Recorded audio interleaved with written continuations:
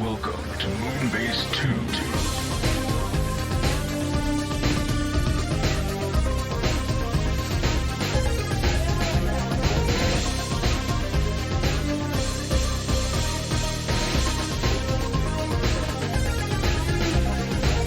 Hello, everybody, and welcome to the Moonbase 2 podcast. My name is Andy, Decade Andy, and we're here this week to once again talk about the news of the Transformers. The man sliding in with an uglier face than usual because he's been based off a comic version of himself from the 90s is Mikey G. Wolfie 3. Hello, Mikey. Behold my tiny feet and abnormally large torso.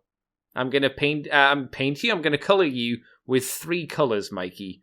All of them will be background colors, though, so you will be colored in pink, slightly darker purple, and black. How many pouches will I have? You will have as many as Rob Liefeld demands, and that's a lot.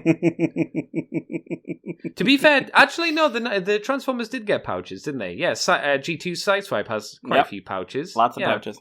That's true. I was just thinking about the general Marvel run, with their interesting background colors. I think the artwork got better for G2 comics than the original Marvel run. I'm going to throw that out there. Yes. It was more of its time. If you don't like that I wouldn't style, say the writing did, but the art did. Oh, yeah, I don't know about the actual quality of the writing. The writing was still Simon Furman, right? It was Simon Furman going, like, full 90s. Yeah. So it was unique. It was extreme. Yeah. Oh, man. Extreme. Extreme. How are you doing this week, Mikey? You doing good? Well, now I've got the extreme henshin sound in my head, so thank you for that. No worries, it's a good tune. You say that like it's a bad thing. It's not a bad thing, it's good. You doing good though, Mikey? I'm good. Yeah, good stuff.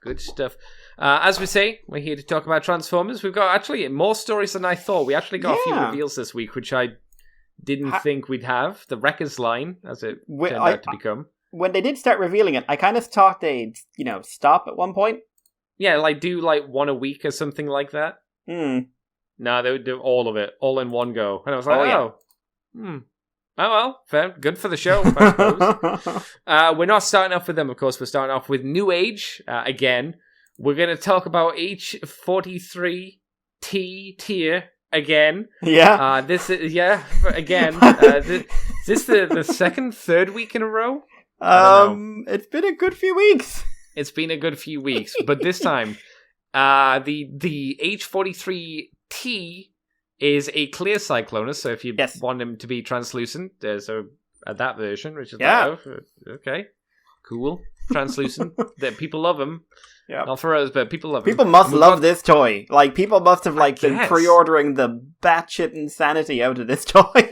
Yeah, because there's been a lot of variations of just Cyclonus.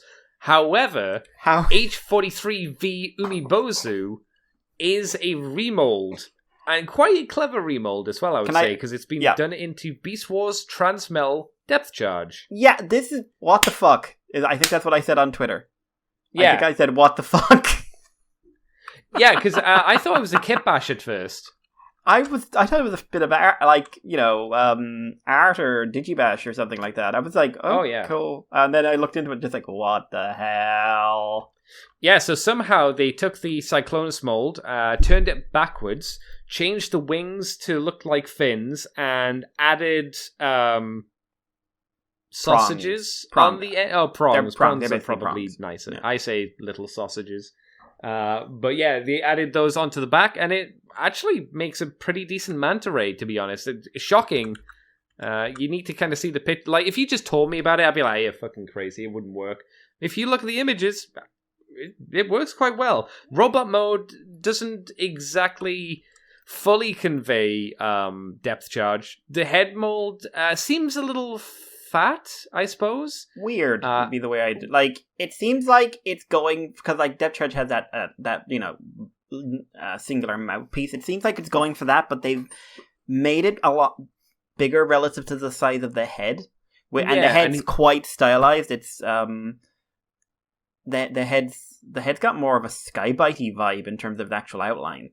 I can see that, yeah, because he actually has a helmet. Depth Charge's head wasn't a helmeted head; it was just kind of a one smooth piece. Yeah, it's an interesting stylized version of it, I guess. But how do you think it turned out? Do you like it? Well, let's talk about the clear one. It's Cyclonus. This is so fucking weird. I love it. And it's so fucking weird. What do you say? It's like it's especially like they haven't remolded out the jet pieces. No. So you could take off the prongs and now you just have a blue jet because there is a cockpit on his ass. Yeah, there is. Yeah. But because of how the transformation works, the front, the fuselage, I think it's called, can bend, and they're using that to like represent a bending tail. And it's just like, oh my god, this is insane. Who came up with this? Who was it's a really neat messing idea about? Such little effort. Who was messing about with the toy and just going like, what if he goes backwards? The robot mode looks good. Obviously, like it's very different from the original. It's it is very much a Cyclonus like simple retool, but it works. Yeah. It also looks like the prongs can be used as weapons, specifically like Target Master way, which means you fold away the hand and then you stick it out, and it just looks like there's two eyes staring out of like tendrils. Like I will say that doesn't look great. I think it's supposed to be a sword, but it looks like a tendril to me. Yeah, they don't look very good like that. I think those pieces don't look great. I think they look fine for what they're trying to represent. Mm-hmm. I don't think they really work as weapons, though. They don't look convincing at all. I kind of miss that he doesn't have the shotgun. Yeah, that would have been nice. The little Remora gun. It was his drone or something, wasn't it? Yeah, it was, and it like stuck onto his underneath of his fin. But overall, and like they've even painted the chest to give it that like fake eye look. Because it's weird. It's weird, and I love it. Like if I was getting one, I'd be leaning for this one over.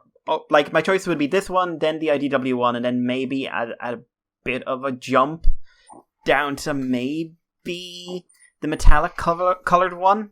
The metallic colored Cyclones. What about the clear one? The clear one, though. I didn't like clear plastic when everyone wasn't afraid of it. Like, I never got the appeal of clear plastic. I really don't. And my god, whoever posing these needs to not. There's some bad poses in this. Yeah, I think they're just really trying to exacerbate the joints. Like they've given him really deep ab crunches, I guess, to really kind of show off those anime Yamaguchi Reveltech style poses you can try and do if you want to thrust his groin as far forward as possible. He's Duff Manning he's Duff Manning hard here. Yeah. But no, I like him. I like Depth Charge. Or whatever his name is, Yoshibuchi or what is it? Umibozu. Umibozu. Yeah. You know Umibozu, don't you? I don't actually off the top of my head. It's a yokai from Japanese mythology. It's a big sea creature. It usually looks like a big old blob with eyes.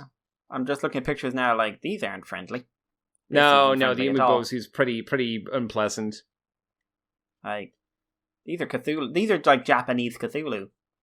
Yeah, giant, like I say, just giant blob monster thing, for the most part, from what I remember. Neat, though. This looks like it was something from that anime with the, Monster Musume.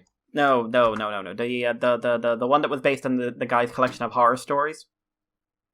Oh, do you mean Junji Ito? Yeah. This looks like something that should have been in that. I could see that. Yeah. Actually, his stuff's a lot more like detailed and gross. This is like the Umibozu's a bit simple because it's just a blob. His stuff's a lot more like creepy, like people turning into spirals or snails or stuff like that. Nice normal stuff. Or people, that one of his stories was, that fear of holes in things, like when you see holes in the... Yeah, there was one story that's all about that, where people get a disease where they got holes in themselves, and like their eyeballs drop through their skin and stuff like that. Lovely. Creepy. It was really good. Junji Ito is one of those guys who does really good visual horror. If you think about the story and the logic of the story, it kind of falls apart, but...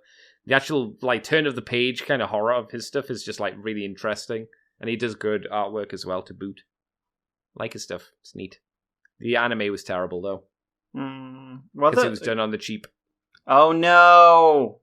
It was done very much on the cheap. If you put the manga panels and the the anime next to each other, you go, ugh, oh no, ugh.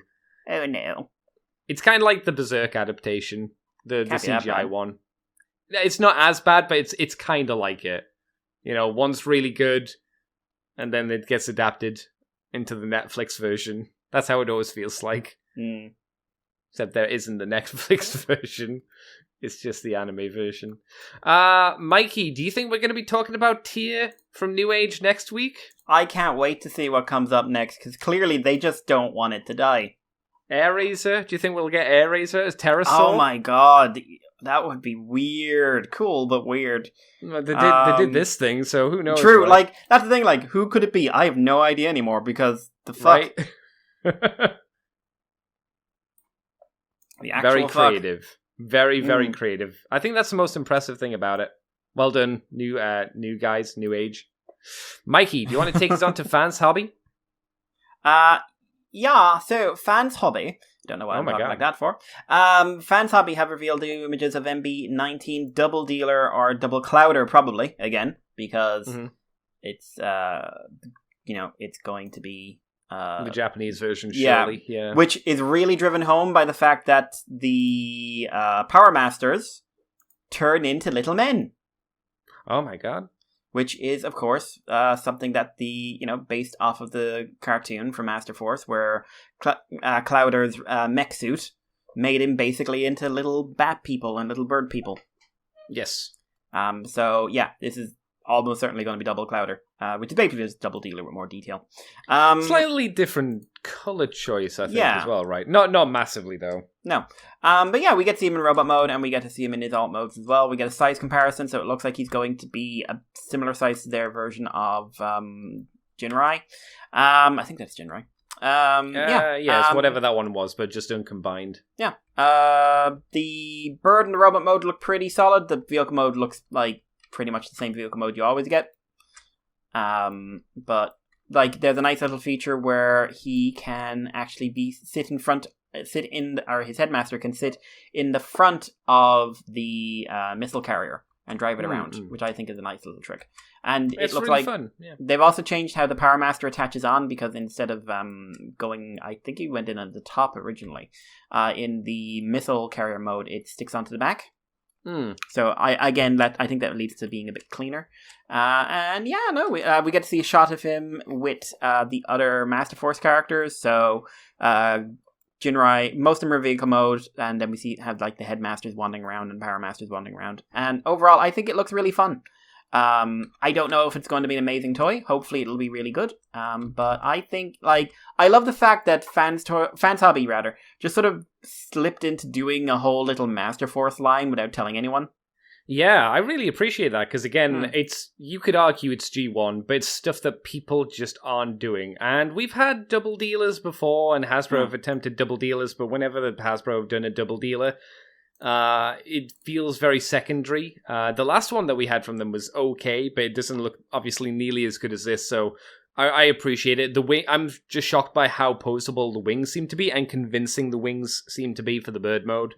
Like, there's a lot of joints in there. If you want to complain that it's very panelly, alright, but, what do you want? I think it looks good. I wouldn't say the Double Deal is my favorite character from Master Force. I think my favorite part about this set, actually, is the little bat, Power Master. It's nice. Yeah, that looks really good. Do you think once they're finished doing the Autobots that they're going to move on and do the Decepticons? Because they've already done... I'm pretty sure Fans Hobby have done Overlord. Do you think we're going to get Bombburst, Blood, Darus, and... Yeah. Oh, what was Submarauder's Japanese name? Oh my god, I don't remember. But I would love if we did. Same. And maybe Cancer, Wilder, and... Yeah, I think they might be a little bit more likely, just because they don't have to do Pretenders or anything like that. But yes, I think it'd be really neat if we did get the Pretenders. So, but I'd like to see it. Maybe they do a Metal Hawk as well, because we've never had a Metal Hawk from a third party. Yeah, no, that'd be nice. Yeah, the last Metal Hawk we had was an exclusive. Was it a BotCon figure, or was it just an exclusive? online exclusive? It was a retool of who was it a retool of? Was it Cyclonus? No, it was a Deluxe Trigger Happy, I think. I remember what it was. It was in the box big set. 4 sets. Yeah, around the Titans Return. Did I have that one? I had one of them. I don't think I had the Metal Hawk one. I'm going to double check. I had the one that had Quick Switch and Nautica in it. It was he was a retool. Yeah, he was a retool of Trigger Happy. Okay. Oh, good call. And he came with Jinrai and Magnus. Right. Tidal Wave. Yeah, that Tidal Wave that was done out of Broadside, Pounce, and Thunderwing. I never I don't know how that turned out compared to because I'm assuming it would look better than most of them, at least just because of Tidal Wave's colors. The problem is that the Broadside figure was shit. The mold, at least, was pretty bad because remember that was based off of Alpha Trion. Yeah, I always thought it was kind of the other way around. It was one of the other. It doesn't matter. It was just a bad mold, regardless. Yeah. But yeah, I thought so anyway. The aircraft carrier kind of looked okay. Yeah, but the robot was poop. The robot was again, poop. in my opinion. Poop. Oh wow, I'm looking pictures. The jet weren't great either. Oh boy. No. But it had one mode it was okay at, and that was a long rectangle. Congratulations. Shall I move us on, Mikey? Please do. Right, well, we had these quote-unquote rumours and rumoured images of Trailbreaker for the Masterpiece line last week, and now we've got the quote-unquote official release of images this week. We've got stock images. We see what he fully comes with. He comes with open, gaping mouth, where you say that you've had sex with his mum. Comes with smirking face, where he's had sex with your mum. He comes with a radar dish, the 3-pronged trident energy gun thing, an extra hand, a different front bumper, and a laser blast effectoid. It's kind of what we talked about last week. Not a huge amount more. Who comes with the chip chase? A lot more poses. What's that? Who comes with the chip chase? Was that Bee? Was that Bumblebee that had chip chase? No, because that was Spike. I can't remember who came with chip chase. Obviously somebody did. Yeah, I like the fact that whoever came up with this picture just said, let's have all the guys with open mouth faces screaming at the sky. I'm not sure what that's meant to be a representation of. I think it's meant to be a scene from something, but it looks like they're all singing. Chip came with Sunstreaker. Oh. Oh, that's right. Yeah. I think it looks decent. The posability looks solid. Surprisingly solid, considering he basically doesn't have a waist. Yeah. Like we said last week, very thin, but seems like he can do stuff. Yeah, does he have a waist joint where he can swivel? Okay, he does, yes. There's a weird thing going on in that picture where he's doing the, sit-down pose, which, because of his massive chest, is looking rather odd. It looks like he's missing parts to do that pose. Oh, like the front skirt. Yeah. You're right, actually. On the leg that's bending forward, yeah. That's very suspicious to me. It is. I wonder how that's attached. Maybe it's on a joint where it goes back into the leg as you move the leg forward. Yeah, but I don't know. That and actually any pose where he's got his leg up. Mm-hmm. Do you know? Oh, they're fucking cheating. Are they? Yeah, because I'm looking at one. They got one where his leg is moved forward and the skirt is moving forward with it. But I bet that's on a ball joint, that attaches in the middle of the skirt. Right. Or it's on a joint of some sort, and the leg doesn't have that free of motion, and then for these pictures they basically just took that piece off to give the impression. You might be selling them short. Maybe they have done that. Maybe, but Andy, I'm going to point out they have literally removed part of the toy for these poses. I'm not saying you're wrong, but I'm just saying maybe you are wrong. I'm not saying you're wrong, but maybe you're wrong. It's literally missing. We'll find out when we hear the song. I miss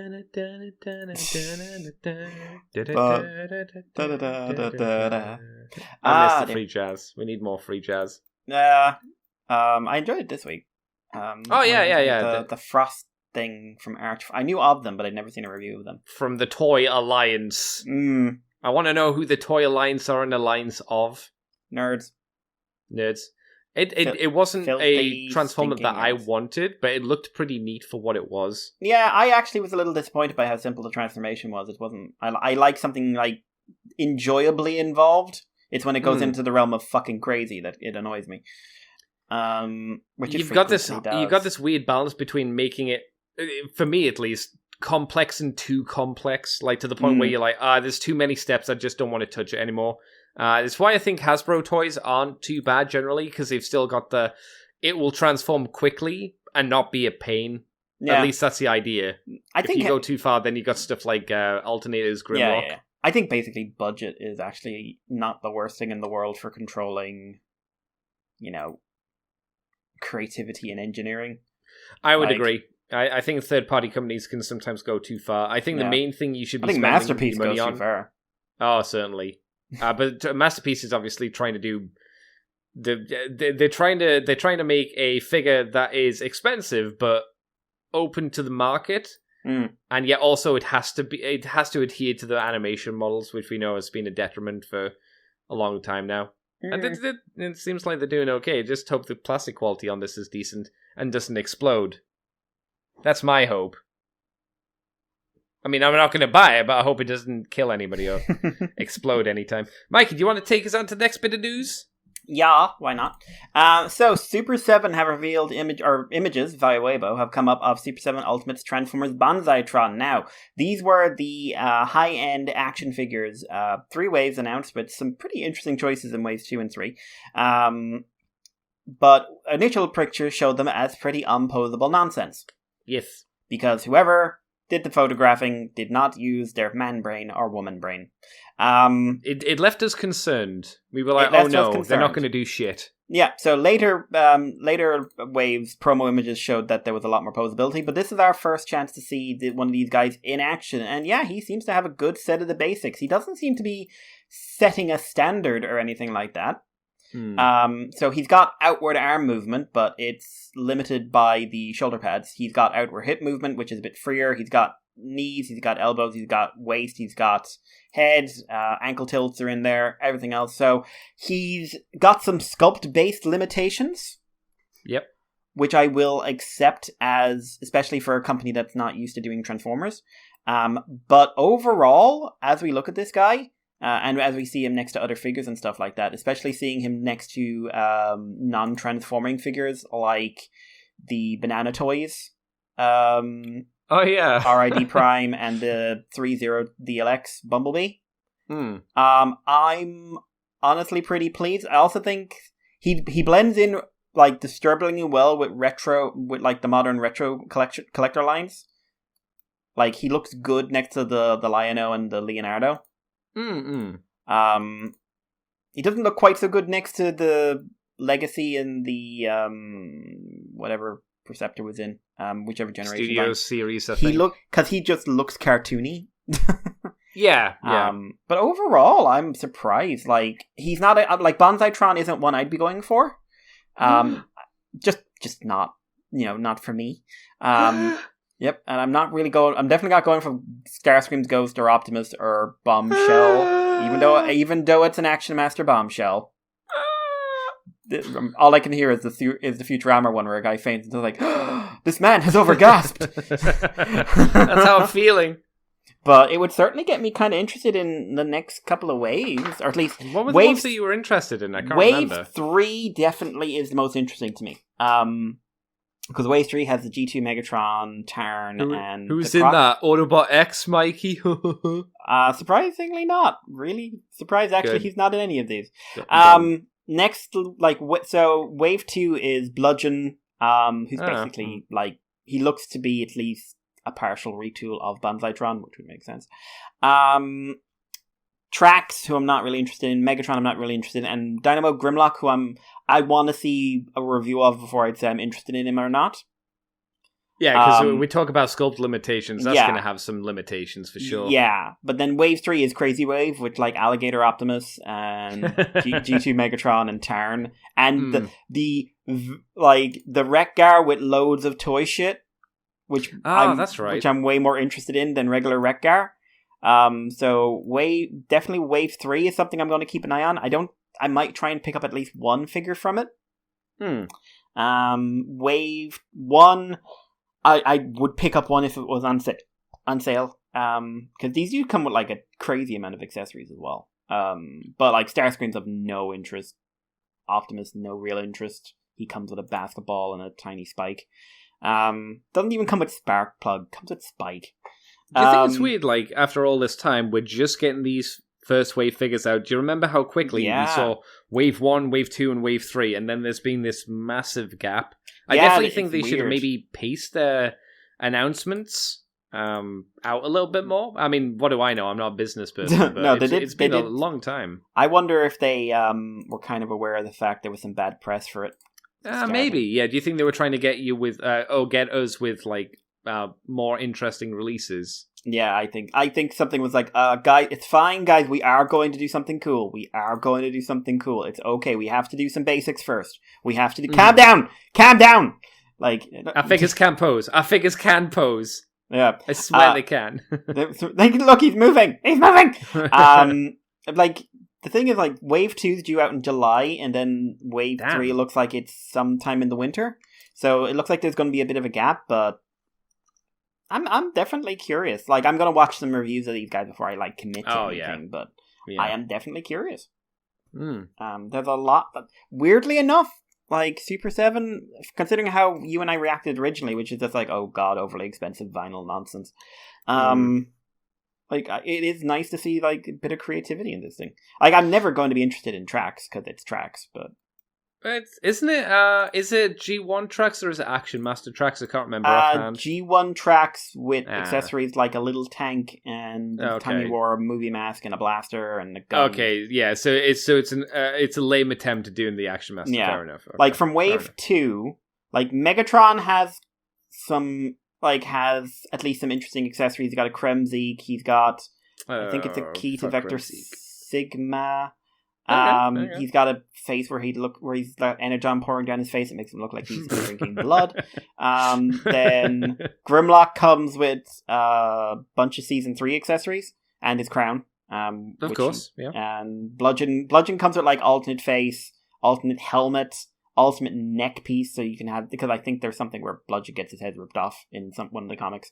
A little tank, like, sidearm thing. A lot of wakizashi and a katana, and, like, it's just like, I think they'd come with, like, it's not just that I think the characters are more interesting, I think their accessory count is more interesting. But yeah, no, Super 7, not something I've ever done before, but I know people are very pleased with them overall. Generally, they have a really good reaction when they get the Thundercats figures. I think they do Thundercats, don't they? Or currently they're doing Thundercats. Well, okay, so and I don't know. Turtles, Aliens, some Disney doing stuff. Aliens. They're doing Aliens. Do you know what I just saw? I just opened up Super 7 on Dorkside Toys, just because they were the first one. They've got a lot of G.I. Joe figures up for pre-order. Oh, that's right. Yeah, they're doing stuff as well, aren't they? Yeah. It's kind of retro-y, though, isn't it? Yeah, Cobra Commander sold out, and Duke is sold out. What a shock. Do you know why Cobra Commander sold out? Because he's the best one. Snake Eyes sold out, and I think it's because he comes with a dog. Well, yeah, because no one likes Snake Eyes, but people like dogs. Oh, the bats sold out. What? The bats. Oh, the BATs. Well, that makes sense. Everybody loves bats, and again, it's an army builder, so get fucked. Yeah, basically, all the Wave 1 guys sold out.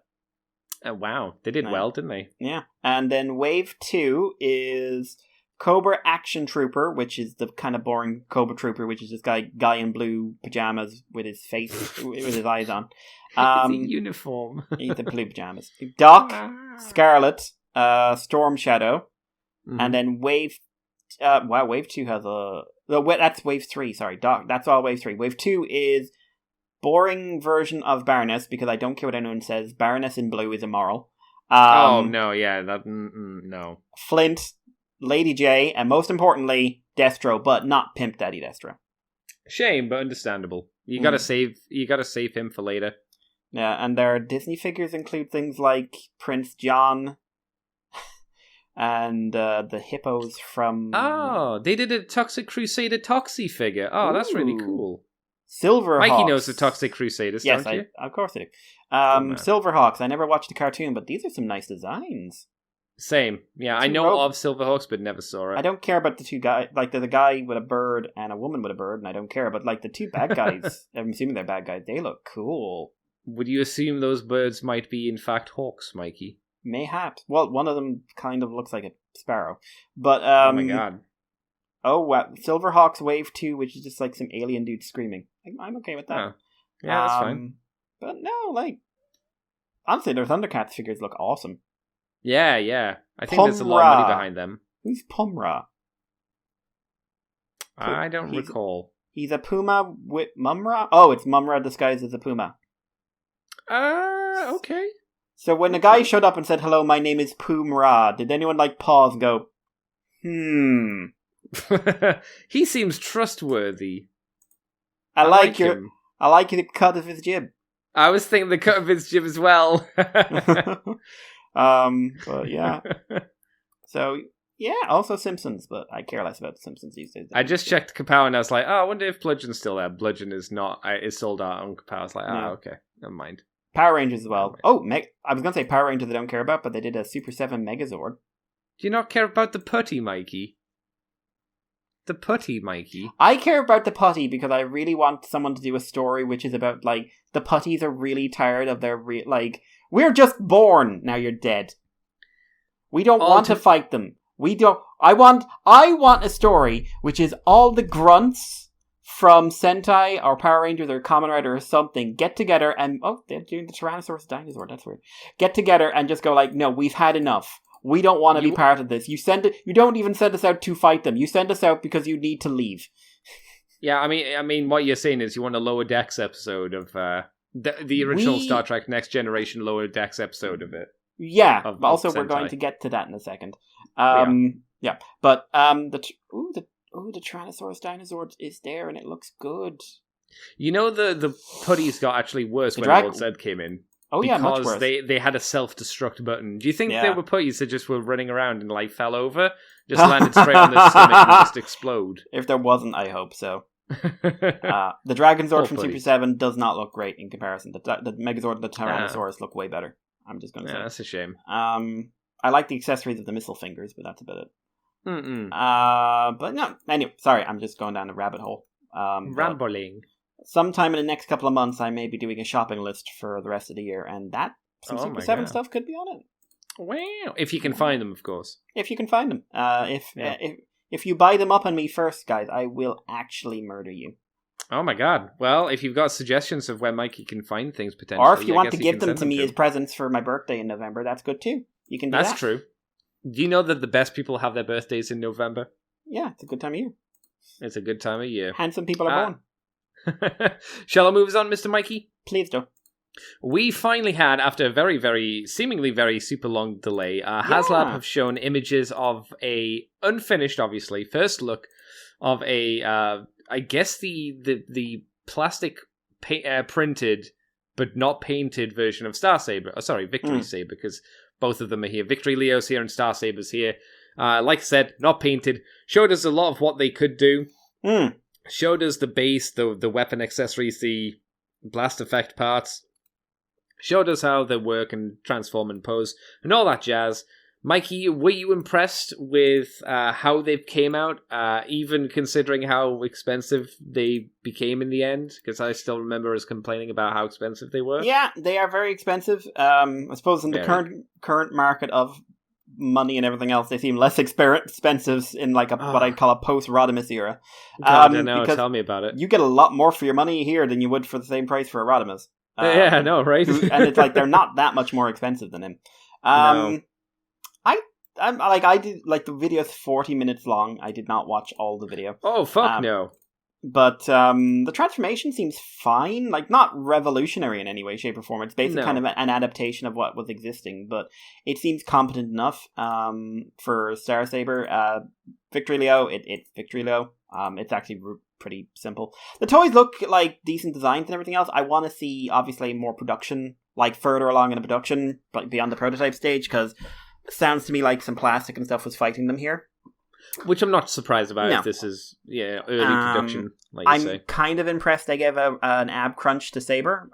Looks like it's part of the transformation, but still, it's fun to work in. And everything else isn't really surprising. They said like we can put the sword on his sword in his side for more traditional storage, but the shape of the sword hilt doesn't make that work for me visually. No, it looks a bit awkward. Yeah. just overall, I think it's looking solid for what it is. I'm curious. I want to see it like further down the line. I'm not particularly interested in the fact that there's compatibility with other backpacks for Victreelo, mostly because there's only going to be a handful of toys that can actually interact with that. It's nice that it's available, though, I suppose, right? It's a nice idea. Modularity is always a nice idea. But yeah, we see Victory Saber, but I don't know. I don't know if this is rare to say, but there's never been a combination I'm less impressed by than Victory Saber. Victory Saber is everything wrong with Sentai. I mean, he's not great ex-Kaiser, that's for sure. By the way, makes me really curious about the Don Brothers toy release they've announced. What do you mean? Have you seen the mech design for Don Brothers, the new Sentai? No, I haven't. So, actually, no, I have. I did see it, and I was like, oh, Oni Taijin. Right. Not the one that's like half and half. Oh, then I haven't. I don't think. Maybe I have. The half and half one, from what I understand, is a carry-on, because the new Sentai is a sequel to Zenkaiser, which is a first, I believe. I'll show you from Toku Nation. But they revealed images of the new mech, and it's like, it's the Momotaro Legend themes and everything else. The important thing is, because the designer's son was complaining about the lack of posability, they're now working posability into him. So he's got fully functional knees, legs, elbows. He doesn't have I don't think, he does. He has fist rotation. He has he's going to be, Oni Taijin's intended to be the most articulated main Sentai mech they've ever done. Wow, after all these years, and people were saying, this isn't what kids want. It's like, oh wow, It seems like kids did want some post. Someone should have asked the kids. Also, I like the design, if I'm honest. It's a little bit, I don't know. I don't know. I want to see it in the show. I'm going to watch a clip from the show, because I'm curious now, but if it looks good in the show, I think that'll be neat. Obviously, I was going to say if it does the clusterfuck approach, but I don't think Don Brothers is using accessory mechs. Oh wow, that's a shock. So what, the other things will just be separate mechs as well? Yeah, because I know that because the gimmick they were doing was like, oh, you use the robot gimmick was like the main guy shrinks down and combines with little like literal toys. And like for a little mini super mode thing. So yeah, the mech element of it doesn't involve accessorizing. Okay. At least not yet, from what I understand. So, that's interesting. Neat. Anyway. I forget what we were talking about. We were finishing off Star Saber, or Victory Saber, I should say. I think he looks pretty solid. It's just like he's not something I'm put money into, and I'm not getting him, so I'm not super excited one way or the other. What's your thoughts, Andy? Yeah, I'm going to be interested to see what the quality control and it's going to be, like how tight the joint's going to be and all that kind of jazz, especially for when he's in combined form, because there's a lot of extra weight, obviously, on his back, so the knees need to be really solid. Same for the hips. They need to be ratcheted. If they're not ratcheted, that is a insane move. From the looks of things, it looks like they're ratcheted, so that should be okay, but will it transfer over to the final product or not? That's the issue. Absolutely. Like, we've seen how it changes from time to time. Yeah, it is a shame that this isn't going to be available for the public, but again, as we've talked about before, I get why. Is it annoying still? Yeah, because it's maybe a figure I wouldn't have said no to completely. Yeah, I don't know. Star Saber, man. He's not Deathsaurus. He is not Deathsaurus. He's not Deathsaurus. Or Redgeist. Mikey, do you want to take us on to the next story? Yes. I believe we're moving into Generations now with the reveal that is actually surprising. Kind of. So we got to see Studio Series 86 Deluxe RC. And Andy and I have said many a time that, oh my god, the Earthrise toy is so terrible, please stop showing it to us. Yes. And we were just like, we don't want another release of this in another line for the third fucking time. And we're not getting that. Studio Series 86 is instead a retool of the Thrilling 30 RC figure. Yeah. Into a more inverted commas, cartoon accurate vibe. Yeah. Which some people have, like, I don't know if this is true or not, but some people basically said they added in some Earthrise parts. Really? Now I'm actually gonna double check this, but now I'm gonna start this off by saying I think it looks a lot better than the Earthrise figure. Sure. I think we had many issues with the Earthrise one, that's for sure. I think that's because the Thrilling 30 figure is a much better figure than the Earthrise figure. I have that figure somewhere around here at Nightbird, and it's a great toy. I love it. It helps that Nightbird is fantastically painted. So the way they've done this is there's a whole new lower body and a back half of the car. They're all brand new. And there's retooling on the upper torso as well. Trying to add a War for Cybertron trilogy standard articulation and a more accurate inverted commas robot mode. New forearms, and which means she won't have the weird handle problem she had before. Let's be honest. Still got the same stupid square hands though. Yeah, doesn't have the sword and the big gun either. No. Which were cool.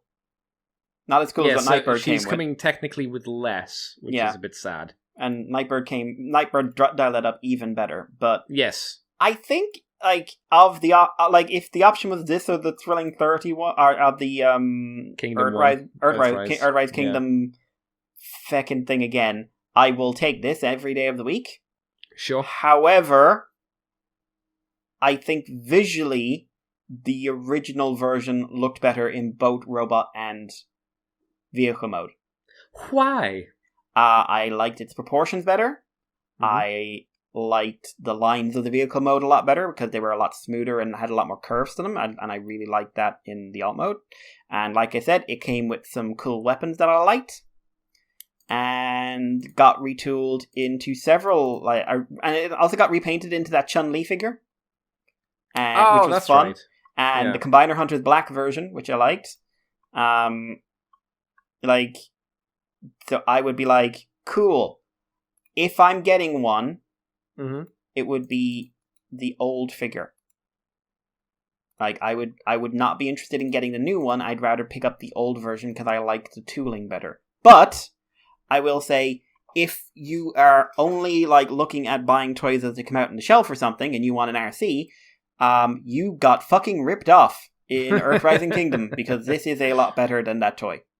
Well, you could argue that this one's going to be more expensive. It is going to be more expensive, but it's also... I'm not sure it's worth that either. No. Well, there's that. Also, I still want to get, talking about RC retools one day, because I haven't heard anything snapping off on her. I would like to try and get the Masterpiece Nightbird if it wasn't psychotically expensive one day. It will always be. Sure. But, because that is Legends Nightbird. Because it has a Legends Nightbird face, and therefore it is the greatest toy ever made. Sure. Because it's the best Transformers fiction in the last 10 years. Am I wrong, Andy? He doesn't want to admit I'm right about something, which is why he's not saying, Mike, you're right. It's because it hurts me to hear that. Yeah, but it's true. Wow. So, yeah, my opinion is if you bought the Earthrise one and you were going for, I want a nice G1 RC, or otherwise known as, I want the only other option on the shelf right now. Wow. Well, you've got a toy or two you don't need anymore. Andy, what's your thoughts on her? Again, I'm saying all this in the caveat of, I still would much rather get the original version, and basically the repainted versions of the original version, because I think they're way more fun, but I think of the options of the last 5 years, she's definitely the most appealing RC. Yeah, I can see the advantages of this one. I think that obviously it still has a lot of a backpack issue. Maybe not as much as the previous one, but it looks a little cleaner. I kind of look at it and go, we couldn't just make a new RC figure and try and make improvements. We have to go back to an older figure to kind of retroactively make that one look a little bit nicer. We can't just make a new RC figure? No? You crazy. You crazy. Okay. You're talking the crazy. I mean, she's a female Transformer, so, maybe put in the effort or something. No, I don't know. Retool. No new mold. Only retool. Especially for the fact that it's going to be in the 86 line and thus more expensive, and like you said, comes with less stuff. Yeah. Apart from Lightbird, who do you think they'll get to retool this? Will she even be done into Nightbird? I mean, I'd expect so at this stage because they all are, but then Earthrise wasn't, I suppose. That's the thing. It's like it's potentially the easy choice, but it doesn't mean it's gonna happen. Now, will it be done into Alita 1? Maybe. That would be weird considering they're releasing an Alita 1 toy. Agreed. I kind of want them to now, though. Yeah, the 86 version of Alita 1, and then you've got the legacy version of her as well. It's like, okay. Maybe they won't, because I don't think they're really doing repaints of the Studio Series stuff that I can think of, right? Well, I think Jazz got redone into Ricochet, and he's being redone into Knockout. That's right. They're getting. Oh god. Studio Series. I'm going to look up Studio Series 86. Yeah, I don't know. In my mind, I can't think of too many. Jazz obviously was a good choice there. Jazz, a good spot. Well, like the thing is, like a lot of the 86 characters don't have a lot of repaint potential, really. Yeah. Let's see. That's the Bumblebee movie stuff. Studio Series. It's going to be in a different section of this, isn't it? You're going to make my life awkward, aren't you, bitch? I'm not trying to.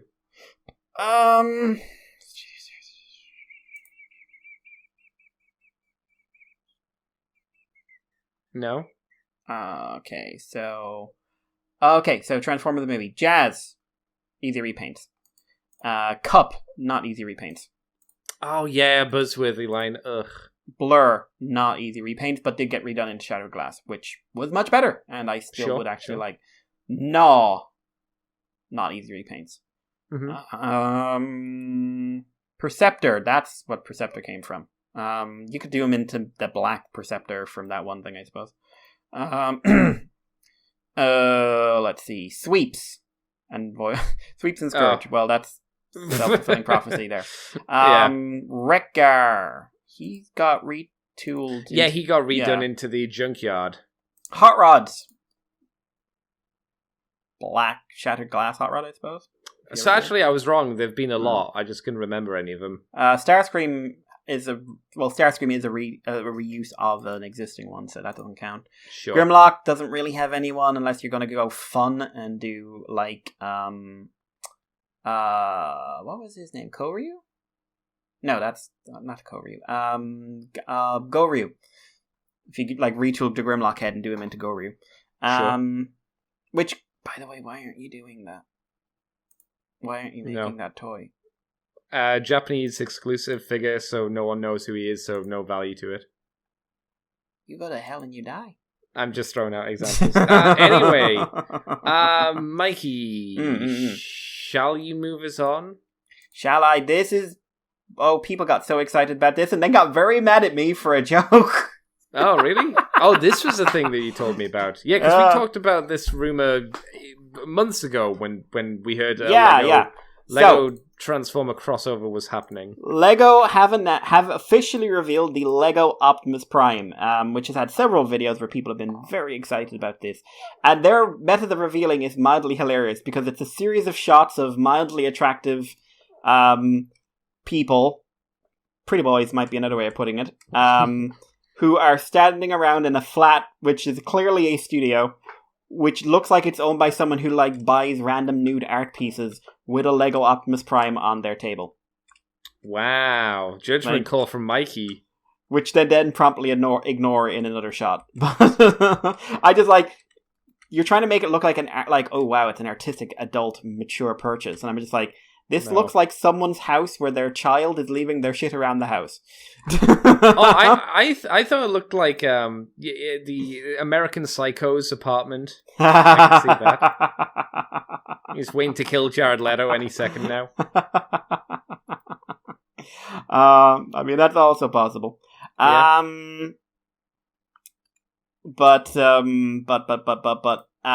So this is a transforming, which is a big thing. Transforming or converting, if you will. Oh no. Oh yes. Optimus Prime. So don't ask me where the pieces come from because I do not know enough about Lego, but he comes with a matrix, an axe, a Energon cube, what's the other thing? A blaster, and a strip I don't recognize. Oh, it's a strip that goes on the front of his codpiece. So if you want his you can have the option of having like a plain robot front / codpiece, or one with like a tampograph detail. Eyes are tampographed in, so you don't build the eyes, you just sort of stick them in there. But apart from that, it's all like Lego, and like I said, it's fully transforming. Converts from robot to truck. I'm sleepy today. Converts from robot to truck, and apart from the fact everything else about this, what kind of got people talking about it was the fact we saw some of the booklet inside. And Hasbro decided that you could not say... remember how Hasbro said you can't say transform as a verb? I don't remember them saying that. Was that a statement? Yeah. It's not it was on one of the videos, like they're moving to convert. So in the booklet for this, the quote for Optimus Prime is, Autobots convert and roll out. Oh no. And I made a joke. I just put up a random post and just like, wow, the whole we have to use convert thing take to a new extreme. You're not a Hasbro product. You don't get to use our word. Jesus. I did not mean that seriously. Oh, I thought you were going to make a joke about converting to a religion or something. No, that would be funnier, I suppose. Time to convert to Christianity. I did not mean that seriously, but boy howdy did some people, including some well-known people in the American Transformers scene, retweet me angrily.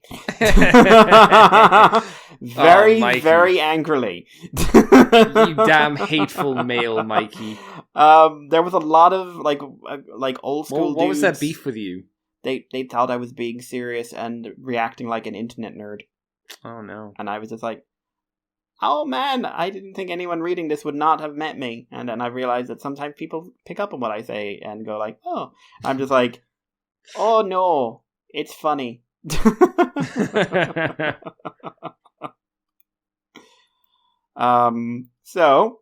Anyway, Andy, you've got more experience with Lego than I am. I don't know if you have the experience of sitting around random attractive studio flats staring at cameras that you totally don't know are there, and then trying to build a Transformers toy that I guarantee you have never laid hands on a figure before in your life and are very confused by the idea of building Lego.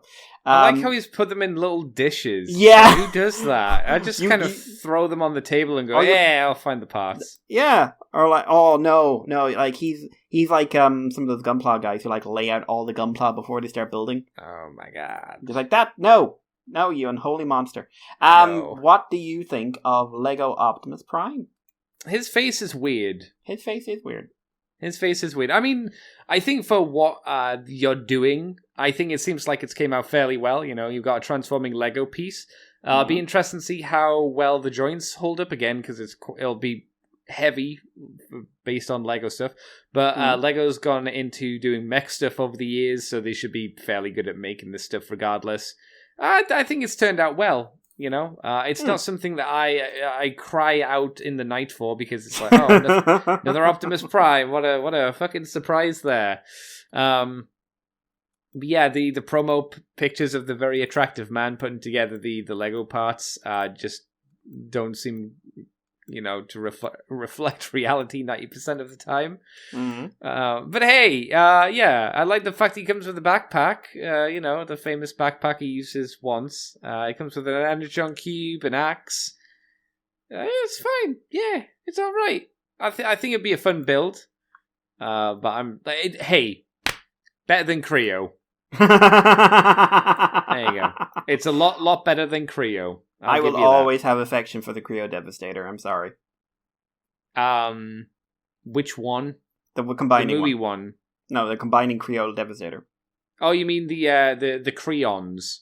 Yeah. No. I had the full combining Creo Devastator. Which one was it? Because there was it wasn't 6 bots. It was 4 bots. That were like Voyager scaled when you did them up, and then you combined them into a big multicolor. It was like the thing was, it came out after the movie, so it had movie colors, but it was like Creo G1E. Oh, okay, right, yeah, because there was a Creo movie Devastator as well, and then there was yeah, I'm pretty sure there was. Hang on. I'm pretty sure there was. There was definitely a Creon combining Devastator. Yeah, no, there was definitely a Creon combining one, like. Maybe I'm getting the movie. No, Andy, there wasn't the movie one. There was just I must be getting confused with the one that you're talking about then. Yeah, so there was it was fun. He had a drill for a hand. I liked it. Drills are good. Trolls are good. He wasn't amazing. He wasn't trying to be. He was happy with himself. Shall I move us on, Mikey? Yep. Right, so me and Mikey alluded to this earlier. What the actual fuck was this week? Transformers Legacy reveal their, I guess they're exclusive over on Amazon. Last time we got Pterosaur and the orange Tigatron, etc., etc. This time, this one seems to have a bit more of a consistent feel. This one is the Legacy Wreck and Rule Collection Comic Universe. I'll tell you all the figures we got, and then we can go through them. So we got the 2-pack of Impactor and Spindle. We got Leadfoot and Mastodon, which sounds like a dommy mommy. Wreck and Rule Bulkhead. Springer. And Twin Twist. For some reason, they thought they'd finish us off with Twin Twist. The red Diaclone Twin Twist that me and Mikey talked about a while ago. A few months ago when we talked about the purple. No, it wasn't. It was it was Parasite, the purple Waspinator. So that's where this is coming into the fold. So, do you want to start off in order, Mikey, or do you want to go with least favorite first, or how do you want to tackle these boys? Let's go in release order. All right. So the first one that I saw was the Impactor and Spindle. Impactor is a retool of the Impactor that we got all the way back in Siege. Yeah. And Spindle is a retool of the dinosaur. The what? Paleotrex, the T-Rex. Oh, the Paleotrex. There you go. It is a remold, though. They're both in the same color, so they're both... Well, here's the thing. We have the product image, and then we have the CGI renders. The CGI renders show Impactor in a kind of toffee-ish, kind of goldy color. But then in, obviously, the toy mode, they are a lot more toffee-flavored color than they are gold kind of color. And yeah, Impactor is more yellowy than he is gold. Yeah. Impactor has a new chest piece. He has a new head. The new pieces on Spindle are a new chest piece and a new head he's as well. Also, Impactor's also got a new shoulder thing. The shoulder cannon's new as well. Is it? Oh, I thought that was on a previous one. Okay. It's a very G1 take. A very G1 Marvel take. I'll fucking take your word for it. Because who read the G1 Marvel comics? Not me. So I did. I regret it. Lame. The set's going to be coming out, like I said, Amazon. This one is going to be $44.99. It's coming out on November the 1st. Remember, best presents for Mikey around November time, please. What do you think of this first set, then? I think Spindle's an interesting retool. Like, doing a Spino out of a T-Rex, not the most original approach, but they did do surprisingly a large amount of retooling, if I'm honest. Yeah. More than I was expecting. It also looks like a different creature than the previous one. Also, I saw the design sketches. I was amused how they actually used renders of a real skull to base this off of. It's like most of the time they don't seem to do that kind of detail. This one's like, no, we must reference the real animal. And considering how much attention Spinosaurus gets in paleo community these days because people keep changing it, I'm amused by how this will soon be. In fact, it's already completely outdated because this is based on a very old idea of Spinosaurus, actually. But it would be because this would have been in production like 2 or 3 years ago, I suppose. Yeah, but I'm talking like 2010. Oh no. Yeah. Well, I suppose you're going to do it out of a T-Rex. You don't have many options. But I think it looks... I don't love the color layout in either You don't mode. like toffee? It doesn't break up well on something that's skinny and bony. I actually think the color placement is quite fun because it's bad and it's kind of G2-ish. It is definitely G2-ish, which... So I kind of appreciate that. I don't like these paleo bone dinosaurs. They've never really done it for me. But I think this one is my favorite version I've seen of them so far. Yeah. This is probably my favorite one I've seen. I wish we had a better shot of the robot mode in the real toy.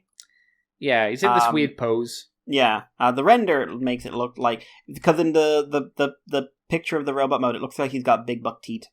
Whereas the render, it looks more like a normal robot chin.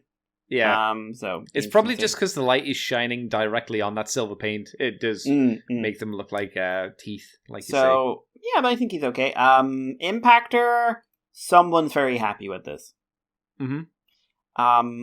So this is the original Marvel G1 inspired one. He's got the the G1 head. He's got the G1 chest, G1 shoulder cannon. He's all G1 up. He doesn't have the paint, the dry brushing. Thank God. But yeah, it's just like, I'm just looking at this going like, so there literally is no perfect version of this toy, because there's the one, like the way I look at it now, like there's the one that is like the TV one, basically, which has the original head design, like the original for the toy head design. Right. Which is he's got the Autobot symbol on it. Then there's the 3-pack one, which is the IDW headed one with the Decepticon symbol. Oh yeah, which you can't get because it's hen's teeth. And then there's this guy who is like the Marvel G1 one, but I don't want the Marvel G1 one, so this is imperfect. I don't like the new parts, if I'm honest. It's based off aesthetics and art I do not enjoy. So I'm afraid Impactor does very little for me. What about you for the Spindle and Impactor? Right, if we're not talking about his head, I think this is a much better looking version of Impactor. I think buffing out his chest really helps the figure quite a bit, at least in some shots. In the CG render, it doesn't look good, but the CG renders just look fucking terrible, to be honest. My issue is it looks like he hit every branch of the ugly tree as he fell out, to the point where like a prostitute would have to turn down service from this transformer and say, Jesus. "I'm sorry, sir, you're too ugly. I can't have sex with you, no matter how much money you pay me." That's a very specific example. Hey, you go with life experience, Mikey. You pick from life experiences. What can I tell you? What happened to you when you went to bloody Las Vegas? They said no, Mikey. They said no in a very rude way. What can I tell you? Don't make me relive the past. I'm just saying, those pictures look so happy. Don't make me relive the past. Like, you look so happy. I got drunk. which you can tell is a lie because I don't drink. Yeah, I was going to say. But overall, I like, apart from the head, if I was going to get an Impactor, this would probably be the one I would get. And you could say, well, why don't you get the head that you prefer? Because, I'd need to get the IDW version, because I think that's, out of the 3 Impactors, wow, that's interesting to say. Out of the 3 Impactors, I think the IDW one came out the best. I really don't like this one specifically because he has such a flat face. There's very little expression on there. It just doesn't appeal to me in any sense of the imagination. But overall, apart from the head, I think it's a lot better than previous versions of Impactor. And I think the vehicle mode looks a little bit more together because of that chest piece. The new chest piece on there kind of helps round out the tank turret part, and the extra bits on the front of the tank, again, kind of help that mush together a little bit better than it previously did before. You told me that the new shoulder gun is, he had a shoulder gun that looked similar to that previously, right? But they've changed it, so it's a little different, right? So, yeah, so it's different. Okay, because I couldn't tell. It just looked like the same shoulder gun. I don't know, because I can't think of what the previous shoulder gun looks like off the top of my head.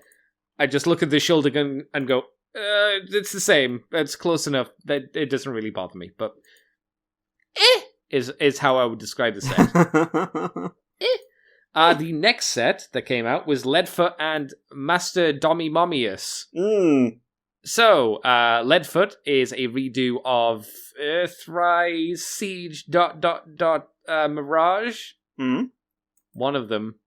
No, did Mirage get an Earthrise? Yeah, it's Siege, but then Siege was retooled into Earthrise. Okay, so is this the Siege one, or is this the Earthrise one? Well, this is I have no idea. Okay, let's pretend it's the Earthrise one. It's probably the Earthrise one of Mirage. And Mastodon is a redo of the Triceratops. Ractonite, his name was, if I remember right. Was that the Triceratops? Did I remember that The Triceratops was the retool of that. I'm not going to get into what the original was. Oh my god, you don't care. No, I don't. You're right, but it's that much. I was kind of right. I was partially right. The says, because it's a 2-pack, again, it's going to be $49.99. Again, it says it's going to be November. It doesn't have a date. It just says November. So, obviously, the new mold for the Paleo dude turns into the Mastodon, which is colored in a very suspicious way. Why? Because it's colored very much like the Black Rangers Mastodon from the Power Rangers. There is a bit of that.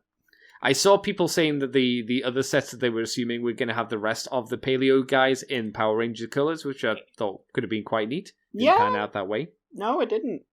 Didn't pan out that way at all. Got worse, I would argue. Mm. New parts. He's got a new tusk thing, a new shoulder piece thing to accommodate the Mastodon head.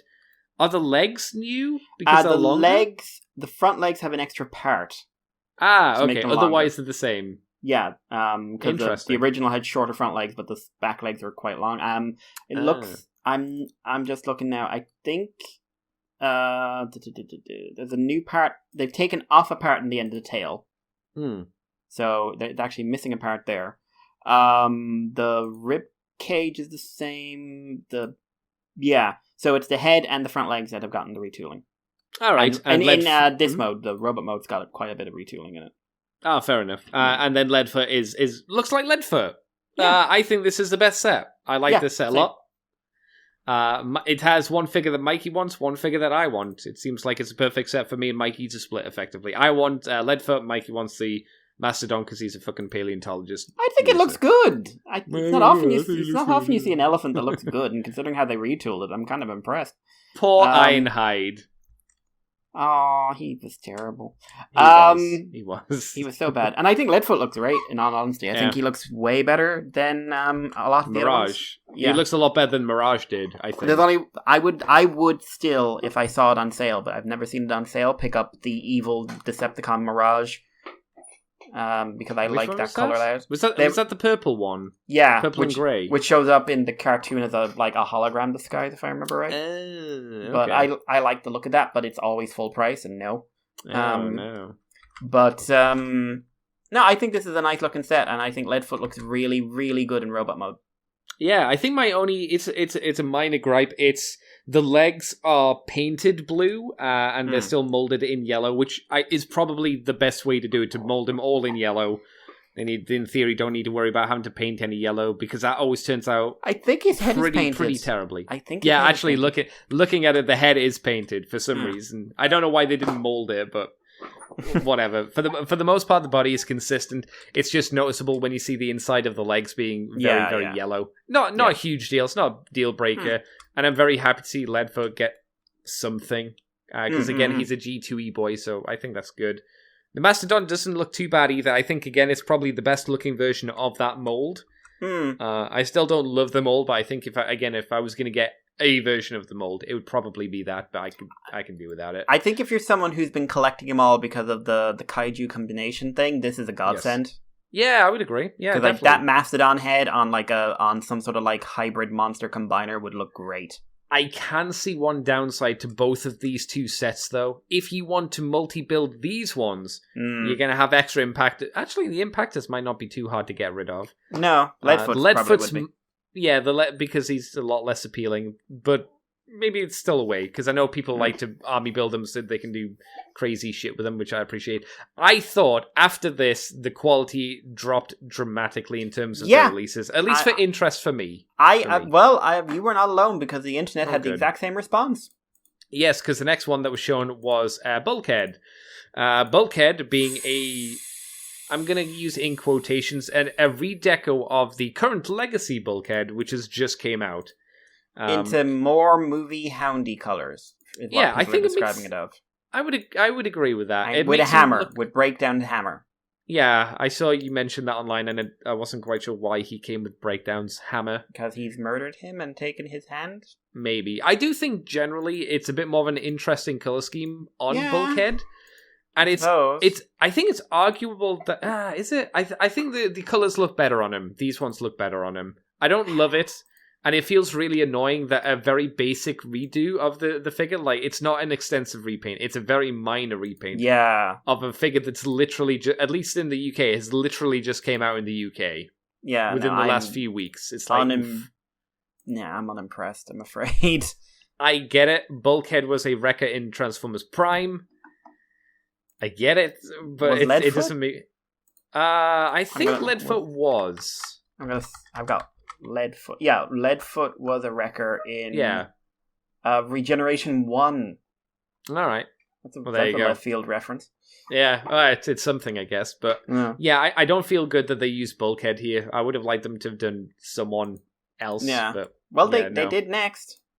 They did, yeah. So remember how me and Mikey mocked the Siege Springer a few weeks back or last week or something? We mocked this recently, didn't we? Yes, we said it wasn't was it last week? I think it was last week because we were like, man, that Thrilling 31 was great. Yeah. So they decided to redo the Siege one into Marvel comic colors, which are the grey shoulder pads, the fully green body, the yellow chest, all that kind of jazz. It's hideous. It's not the best. It is. Like you go, okay, fine for a comic colored version. If that's what you want, this is what you get. I don't think it looks very good as a physical product. Personally, I think color wise, color layout is pretty atrocious, and I think the vehicle modes the vehicle modes look like someone started painting them and then stopped. I guess it's accurate to what he looked like in the comic, though. So if that's I what don't know really if wanted. It's comic or toy or whatever, but I can tell you, it's fucking ugly. Yeah, it's not my favorite version. And I'm not being diplomatic. And for some reason, we're doing backwards land where Andy's the diplomatic one, and I'm the one just saying it how it is. This is shit, and I don't like it. I think it's good that we can both mix up between being like devil's advocate. True. But man, I really don't like that green face either. Like, I get why, again, like, it's like Impactor. I get why, but it just, like, holds no appeal to me. Yeah, it doesn't offend me, clearly, as much as it offends you. But it's not something that I like. Again, if you wanted a comic-colored version of this figure... You're very happy, I'm sure. But I haven't seen anyone who is, so... Oh, really? Oh, okay. There must be some. I refuse to believe that there's not at least one person. There's bound to be one person who's, like, flipping a table, like, so happy about it. Probably. And then, obviously, the last one is Twin Twist, who we've already talked about in the Diaclone colours. Yeah. So he's red. He doesn't look too bad. I just don't care. Oh, you forgot the big reveal that... If you there's two big reveals actually. One, you can combine these, the boxes of these, into a diorama of your classic Wreckers characters, two of which have never been Wreckers. In front of a big, so you put the 5 boxes together, and you get a diorama background of Emerald Zarin statue. Exciting. Now, if you buy each of these figures, comes with a cardboard piece to build the iconic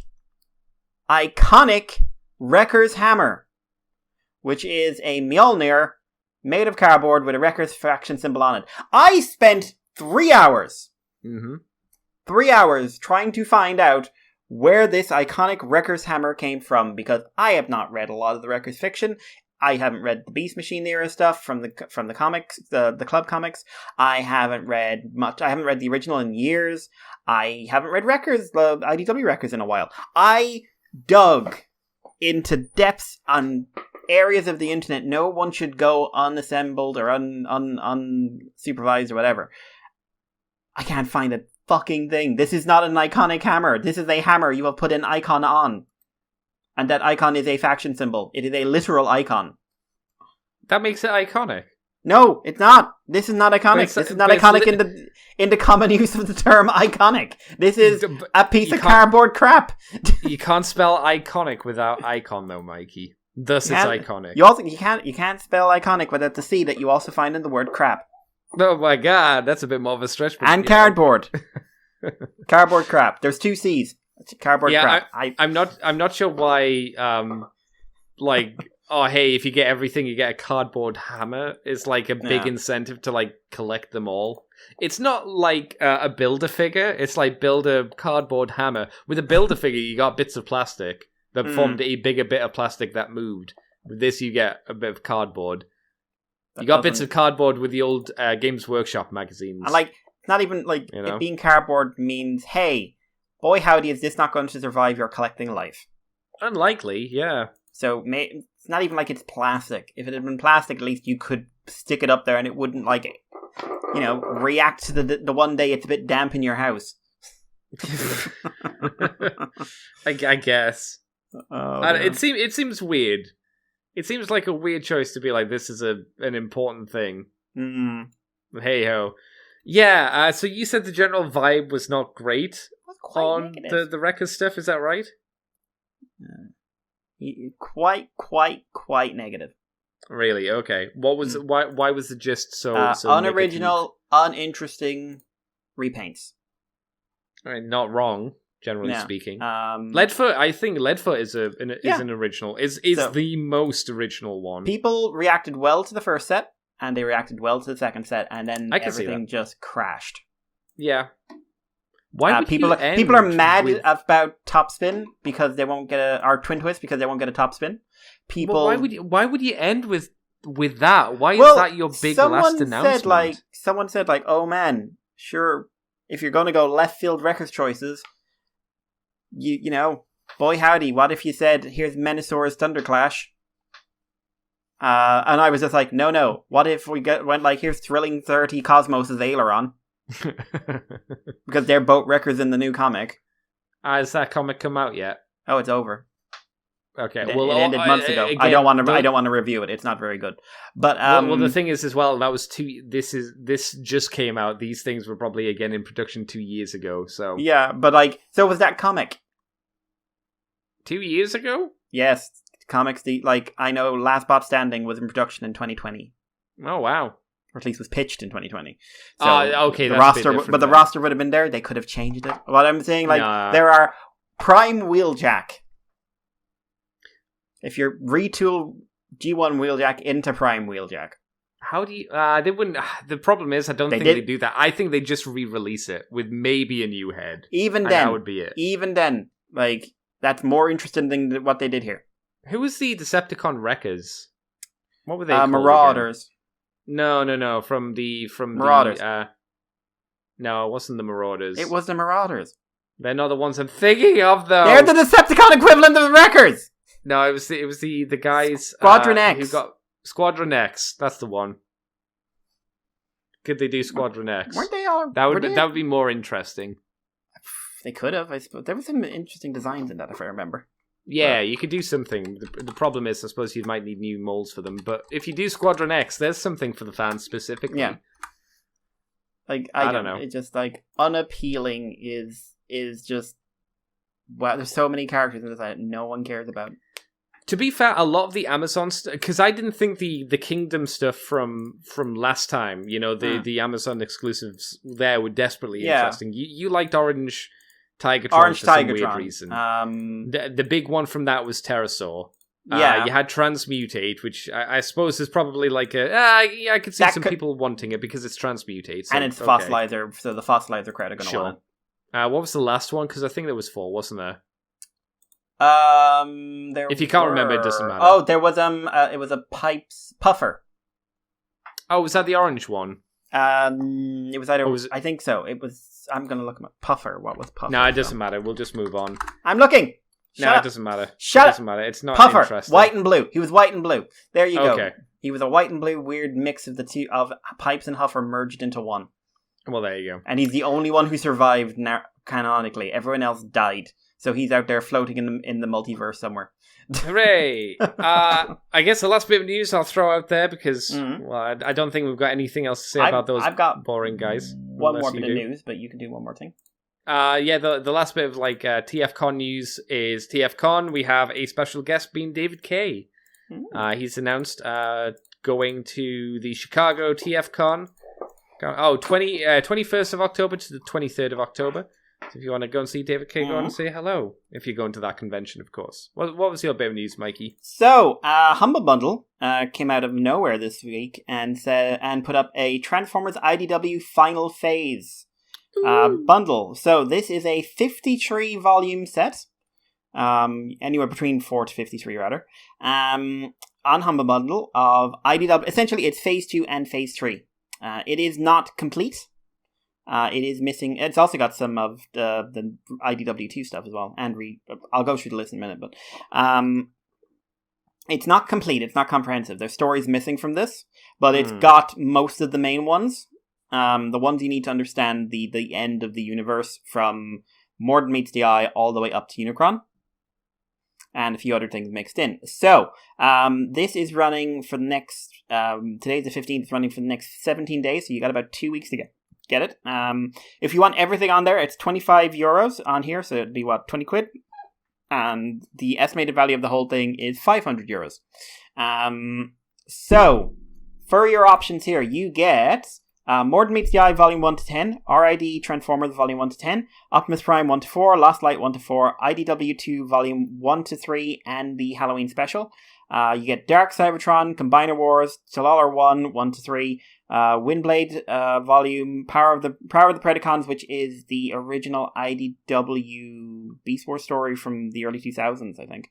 You get 1984 comic, you get Regeneration 1, you get Unicron, you get The Redemption of the Dinobots, you get the Wrecker Saga, and you get Chris McFeely's Historia book, which was the post-End of the Universe anthology thing. It's a lot to get in one. Yeah. Like I said, there are some books in there missing. You don't get it. Like, you get almost nothing pre More Than Meets the Eye, phase 2 kind of stuff. And there's some side books, like I would say Rom versus Transformers would have to go in there. A few others, yeah. But, so like most of those kind of crossover stuffs aren't in. I get why they didn't put the crossover stuff in. Absolutely. But the important thing here is IDW is losing the license. IDW will lose the license within the next year. I don't think we have an exact date, but something to be aware of, and I've talked about this to people online during the week, and people were going like, oh, I'm sure it'll all still be accessible. IDW lost the license to Ghostbusters and lost the license to Godzilla. On the day they lost that license, the comics disappeared from Comixology. I'm shocked. And I'm not actually shocked. So I had bought, at the time, this was like 2015, I'd bought quite a lot of the Godzilla comics, and I went in one day and they were all gone. And I wasn't able to access them again until this year when they got the license back.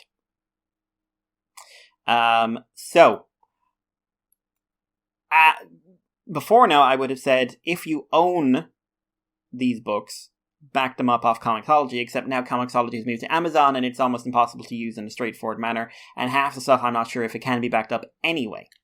Some of it can, some of it can't. I'm honestly not sure how it plays out. But I do know I went looking for the backup section in the Amazon website, and I was there for half an hour. I couldn't find a damn thing. So, if you have already bought these issues in Comixology, but if you are a digital-only buyer, basically, you have to accept the fact that the comics you spent a fair bit of money on are probably going to disappear without a trace in the next few months. So if you want to make sure you still have a library, if you still have a collection based on these books, and it's affordable, €25, again, about 20 quid, for 53 volumes, that is almost completely comprehensive. It's not fully comprehensive, but it's very, very comprehensive, plus some IDW2 stuff. For this era, I would honestly say this is kind of a must-buy. Also, goes to charity. You can give the full amount to charity if you want. I think that's great. But from the perspective of... In fact, like, if you pay €20, $18.99 here, €19, so about 15 to 16 pounds, you can get every volume. They just default to 25. So... they just want you to pay that little bit extra. So under 20 quid, you can get 10 years of comics. I think it's worthwhile, and like I said, I think if you are into this era, if this is an era that's important to you, but you are a digital-only buyer, like many of us have been, you are going to have to take steps, and either you download them illegally, or you throw 20 quid, get a huge amount of books, and throw a bit of charity. Yeah, because remember, Humble Bundle is not going through like Comixology or something like that. You get like just the files, so it's not like they'll click their fingers and they'll vanish. It just means you won't be able to get this bundle ever again, effectively, right? At the end of it, this bundle will... Now, sometimes bundles go out of date, but as far as I'm aware, it's like you will have access to these files going forward.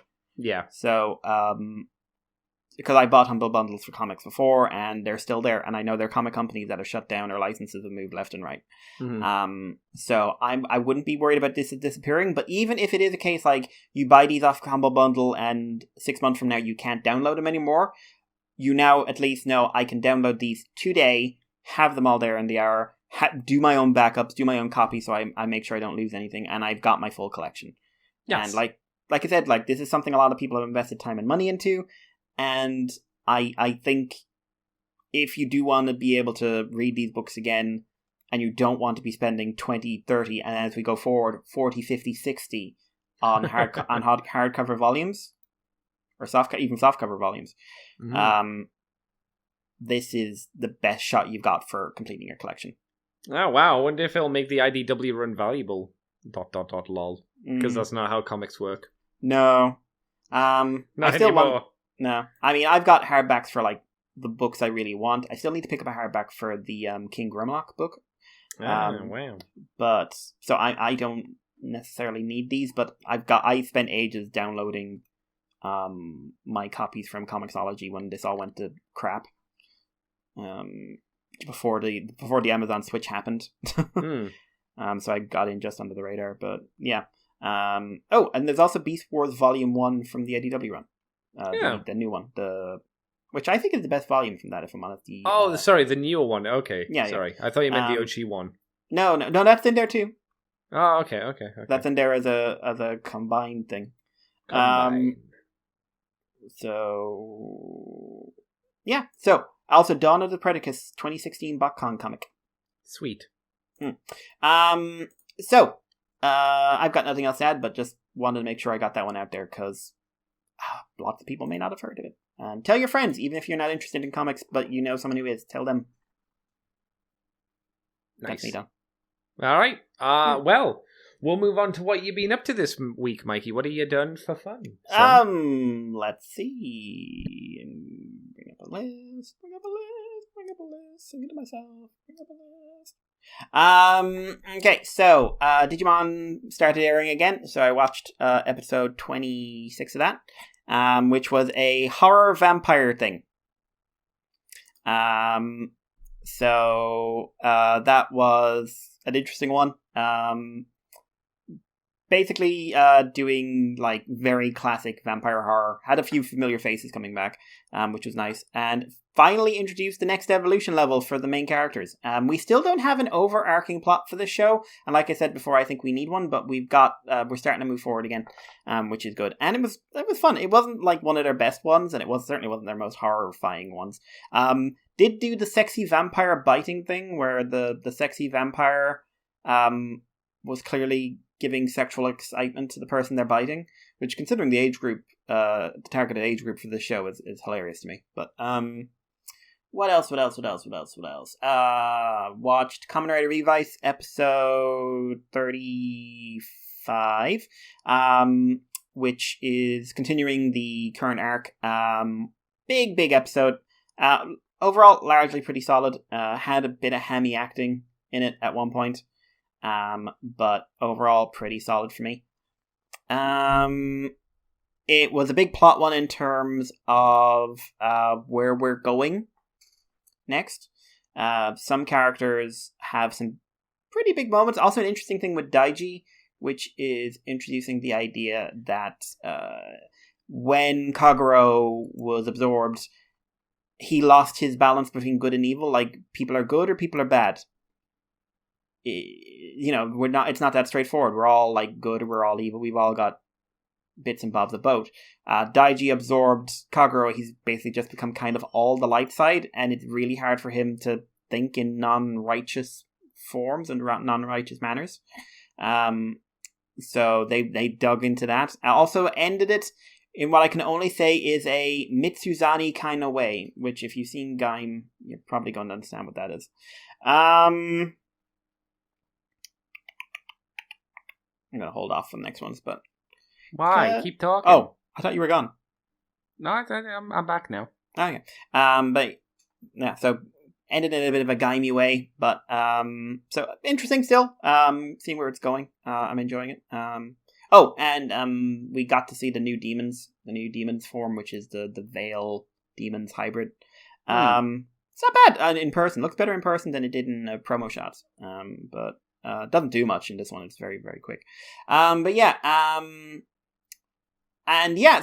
in the build up to Dominion, I am rewatching the entire Jurassic franchise. Wow. Including your favorite one, number 3. Yes, we're getting to that. Yeah. Camp Cretaceous, and all the movies and everything like that. I might watch the Lego stuff as well. But the way I'm doing this is current rating. So rating after watching it this time, not rating after previous watches. Something new I liked, something I like now that I might not have liked before, something I dislike now that I might not have liked, that I might have liked before I gave a pass on, or something like that, and something new, something that this watch struck me as new. So I've done Jurassic Park earlier on, so I didn't do that again. It's basically a 10 out of 10 film. I couldn't actually think of anything I like. Oh, this time around I don't really like this. There was nothing. It's a fantastic film. Like I said, I think I said this before, the thing I noticed was the animatronic for Rexy in the rain, how like in one shot in particular you can see it struggling against the weight of the water, which is something that influenced how they did the animatronics going forward. Lost World, I think I get 5 out of 10. It's a film that has not aged great. It's got a lot of dumb in it, like lot of dumb, but like not the kind of enjoyable dumb, not Pacific Rim kind of dumb. Yeah. It's like, hey, there's a snake. Okay, my options are maybe dangerous snake, Tyrannosaurus Rex. Maybe dangerous snake, Tyrannosaurus Rex. But I don't like snakes. Oh, the hippie dude, yeah. Yeah, who's based off of a real paleontologist that the consultant for the movie didn't like. Oh, clearly. and they argued about T-Rex a lot. So his dig was to have him say a lot of dumb stuff in the movie, because he's... Also, Sarah Harding is the worst nature documentarian of all time. Okay. Because, like, she goes on about, like, we must not interfere, we must not touch, we must not do anything. The first thing we see her, she's trying to pet a baby dinosaur. What's wrong with that? The parents then try to murder her, and then she What's says, wrong with like... that? She also, like, shouts a lot. Mm-hmm. And then wears the blood of a baby dinosaur and doesn't wash it off. Drawing the parents on and having lots of people killed. So also, what I noticed, something I liked this time around that didn't strike me the first time, was like Hammond totally manipulate Malcolm in their scene together. Like, I've always watched that and it's like, oh, well, okay, I've never given it a lot of thought, and I was like really focused in this time, and like he's totally manipulating him the whole time. Yes. Which is something I actually really like, because in the book Hammond is a manipulative jerk. Like, an awful person. They don't portray him as a joke, though. A jerk, though. They just portray him as just getting you to the island, that's all. I'm someone rich who's used to people doing what I want, and I will get you to do what I want, even if ultimately I mean well. I wouldn't say he feels consistent with the character in the first film. I don't think he feels consistent with the character in the first film. I would have said that before this rewatch. Right? Because, like, when I went back, like, he manipulates Grant. He's constantly using manipulative language. He tries to manipulate Gennaro at one point. He tries to manipulate Ellie in the big dinner scene, which is a fantastic scene. I think the reason why it doesn't feel quite right is because, to me at least, I would have thought he would have taken some lessons. Maybe it shows that like people like him don't learn from their mistakes. But you would have thought after the big, my grandkids nearly got eaten by dinosaurs. But they were fine. They were fine. To be fair, they were fine. They were so fine they haven't been in the franchise really since. No, they're fine. They were in Lost World for 5 minutes, and then they were never in anything again. And they're not even coming back for Dominion, which is bringing back loads of Legacy cast. Really? But, that's weird. A lot of the kids weren't asked back, or couldn't, like, the ones who were asked couldn't do it. Why couldn't they do it? The big stars, you got something important to do. Large star. A lot of them don't. A lot of them don't. Maybe I'm guessing maybe some of them just don't want to, which is fair enough. Which is fair. Like, many of them moved on. I think some of them have quit acting as well. Wise. Yeah. But like, so I like that scene a lot more this time when I was like really tuned into it. But what I didn't like this time around was like, there's the effects, like they had a bigger budget, but the effects work is noticeably worse. Yep. Because it's doing more CGI, if I remember right. There's more CGI, and the CGI is like worse lighting a lot of the time. Was it Spielberg that did the second one? Spielberg did Lost World, but he did it because he didn't do it because of a love of the franchise. He did it because true money, and he says himself, like, looking back, I thought I was better than I was. Okay. And I was riding the wave of I don't need to try. Well, that makes sense. So, like, the scene that stood out to me for bad CGI, there's one where the raptor's jumping up in the building to attack Malcolm, and, like, the CGI just looks bad in it. Yeah. There's also like, but like at the end shot with the Rex and the Stegos and the Pteranodons and stuff, that's really good CG. That looks really good, and like a lot of the Rex shots look really solid. It's, I think, because they were putting more emphasis on the Rexes this time, so they spent more time sorting out their stuff. But also, like, something that's never really struck me before either was that the animatronic work in either through filming or the actual puppetry or whatever, or simply the fact they overused it, is noticeably worse as well. Like, the compies do not look great in most of their shots. Do you think that's because they're small, so it's harder to make a smaller animatronic look as convincing as like a bigger one? I think it's what they were trying to do with them. Okay. Like, there's a shot with the raptors, and they hit a wooden panel, and it looks so fake. It looks so fake. But then you look at some of the other raptor shots, they look fairly good, and you look at the Rex shots, and they put a lot more effort into them. And I think I would say some of it's puppetry, because they're now asking the puppeteers to do, like, wilder stuff they wouldn't have done before. Right. And some of it is the direction, because I think some of it, like I said, he wasn't trying as hard. And I think some of the camera shots are just not as good. So, unfortunately, like, I remember coming out of The Lost World the first time and like saying, I enjoyed that, but I don't feel quite happy with it. And I was quite young at the time, so it says something. So seeing it now, and I've seen it a lot, but like I've always watched it as a back of your mind, not paying attention, or like late night, we're having a bit of a food night or something like that. You know, it's it's never been a sit down, focus in, like turn on your reviewer brain. Sure. So that really struck me. Like it's generously a 5 out of 10. And I think my own affection for the franchise makes it a 5 out of 10. Because it's got low moments that are way below a 5 out of 10.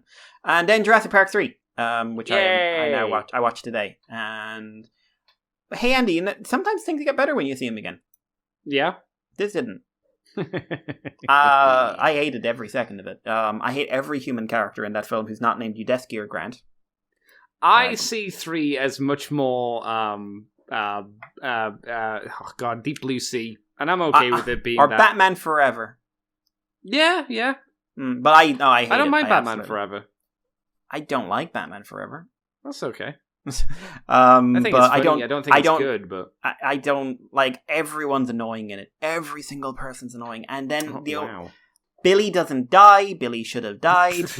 Billy does not know his arse from his elbow when it comes to dinosaurs. Hi, I'm a qualified paleontologist. I can't recognize one of the most distinctive animals on the fucking planet. What's the most distinctive animal on the planet? Among paleontologists, even in 2001, 2002, if you saw something with a big sail in its back and your first thought was baryonyx, you would be called an idiot. Okay. And he was an idiot, because he said 2 different animals and he didn't get it right. Wow. Because they just wanted Grant to have his moment of saying, no, Billy, you see, I, an expert, recognize it as one of the most well-known dinosaur species on Earth. Okay. The humor's not funny, the actions, the characters are at best grating. There's so many plot holes, there's so many logic holes. I don't like what they did with the raptors narratively. Something I noticed this time around, which I've never noticed before, is the Spinosaurus has wounds on its back. Okay. From where the plane hits it as it's taking off. Which is also like, I always thought it clipped the top of the sail, and like, oh, wow, that should I always thought, oh, God, it's terrible. They never even added those in. But then they did. It just turns out, like, they hit a Spinosaurus with a plane, and all they did was, like, scratch his bum. Which I suppose maybe that's why he's so pissed off at them the whole movie. I mean, that makes sense. What struck me again this time around was, like, the animatronic work is, again, a downgrade. Right. There's some good shots in it, mostly the raptors, but not all the raptors. But there's a lot of bad animatronic work and bad CGI and some design choices that really make the CGI worse, like giving the Spinosaurus big cartoon green eyes. I think by it's movie really 3, fucking they were definitely just going for the cheapness at that point. Well, they were just get it out. It's got the highest budget. Doesn't matter. By 20 million at the time, which is huge. It doesn't matter if it's got a high budget, if they just don't care, if they're just farting it out. It doesn't matter how much of the budget you give it. Joe Johnston did not know what he was doing with them. He says so himself years later. Just like he just got thrown into the deep end in an emerging field, and he had no idea what he was doing. And I think Stan Winston Studios didn't do as good a job with the animatronics in general. There's one really bad shot. Oh my god! It's the river attack scene where the Spinosaurus is circling the boat, and I was it obviously in real life it's half a robot on a slide. And instead of trying to make it look like it's bobbing up and down, like they do that with the Rexes in Lost World, it's on the same setup, but they have the heads kind of moving up and down. What they do, they just have it sliding like on the same plane, so it looks like it's floating. It's just like ghost Spinosaurus. No. And it's really bad shot. It's a really bad shot, but it's also a really bad job on the hand of the puppeteers because they didn't move it in the right way. Right. Which I like. A lot of people go like, "Oh, Stan Winston Studio was perfect." Just like Stan Winston Studio did many brilliant things. They were not perfect. Steven Spielberg was a great director who has made many terrible films. Sure. Because no one, James Cameron made Avatar, a pretty but soulless experience. Mm-hmm. Yeah. And Joe Johnston made Jurassic Park 3. A not pretty and soulless experience. That was an attempt. Thank God it didn't do well, because if it had done well, we would have gotten the one with the giant human hybrid monsters, which would have been like a talking T-Rex person that was 20 feet tall. Oh, that sounds really interesting, actually. Not in a good way, but in that's interesting. Yeah. I also listened to a podcast on Starship Troopers this week. You'd be very proud of me. One guy was very into the fascist imagery.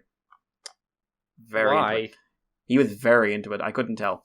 Okay. Well, some people like fascism, I suppose. I don't think I'm going to get, like, the next 2 movies watched this week, but I'll probably at least start... I'll probably get Jurassic World one day, and I'll probably start Camp Cretaceous, because I'm going to do Camp Cretaceous because Fallen Kingdom, because chronologically it's first, but... So yeah, that's going on. And the last thing I did, which I did on quite short notice, was I watched 4 episodes of Lower Decks. Ooh, Star Trek Lower Decks. Why? I hated the first episode. Like, I fucking hate that first episode. Yeah, I think it's an bad. atrocious episode. A reviewer I watch, whose opinions I usually are pretty strongly, has been reviewing Lower Decks. Haven't watched any of his reviews on it, because I wasn't interested, because Lower Decks, fucking terrible introduction. And then he did one in the first episode, and I said, like, fuck it, I've seen the first episode, so at least I can laugh at the same things he's taking the piss out of. And he opens up by saying, if you watch this, you may think I hate Lower Decks. I don't. I quite like it. Why did I say this? Because this episode was fucking awful. And then he went like, this was one of the worst introductions to everyone in this. No one acts like themselves. No one does anything they do later on in the show, and it's terrible. Wow. And so it does get better, is what you're saying. Well, he said it got better. Oh. So what I did was I went onto a Discord and I said, listen, saw this. I'm gonna try it. I am a Star Trek fan. I am desperate for something Star Trek I can actually relate to on any level. What's the episode to start at? And people said, okay, so honestly, season 2 is pretty good, people said. And then what you want to do, you want to start at episode 9 of season 1. And I was like, isn't that the second last episode? Yes. You'll learn everything you need to learn about the characters in there. You don't need to watch anything else from season 1. So I did. I watched season 1 episodes 9 and 10, and then I watched the first 3 episodes of season 2. And? Which is, what's the story? So the first one is a holodeck story about, the main character's name hasn't stuck, Beckett. Beckett trying to work out her issues with the captain who's her mother. Episode 10 is about promotions and brings in Riker and Deanna Troi. Then they kind of follow that plot line for the next 2 episodes of season 2, and the next one is about Ferengi trying to capture gorillas for evil purposes. Right. Episode 9 pretty good. Episode 9 of season 1 was pretty good. It wasn't funny. None of it's funny, in my opinion.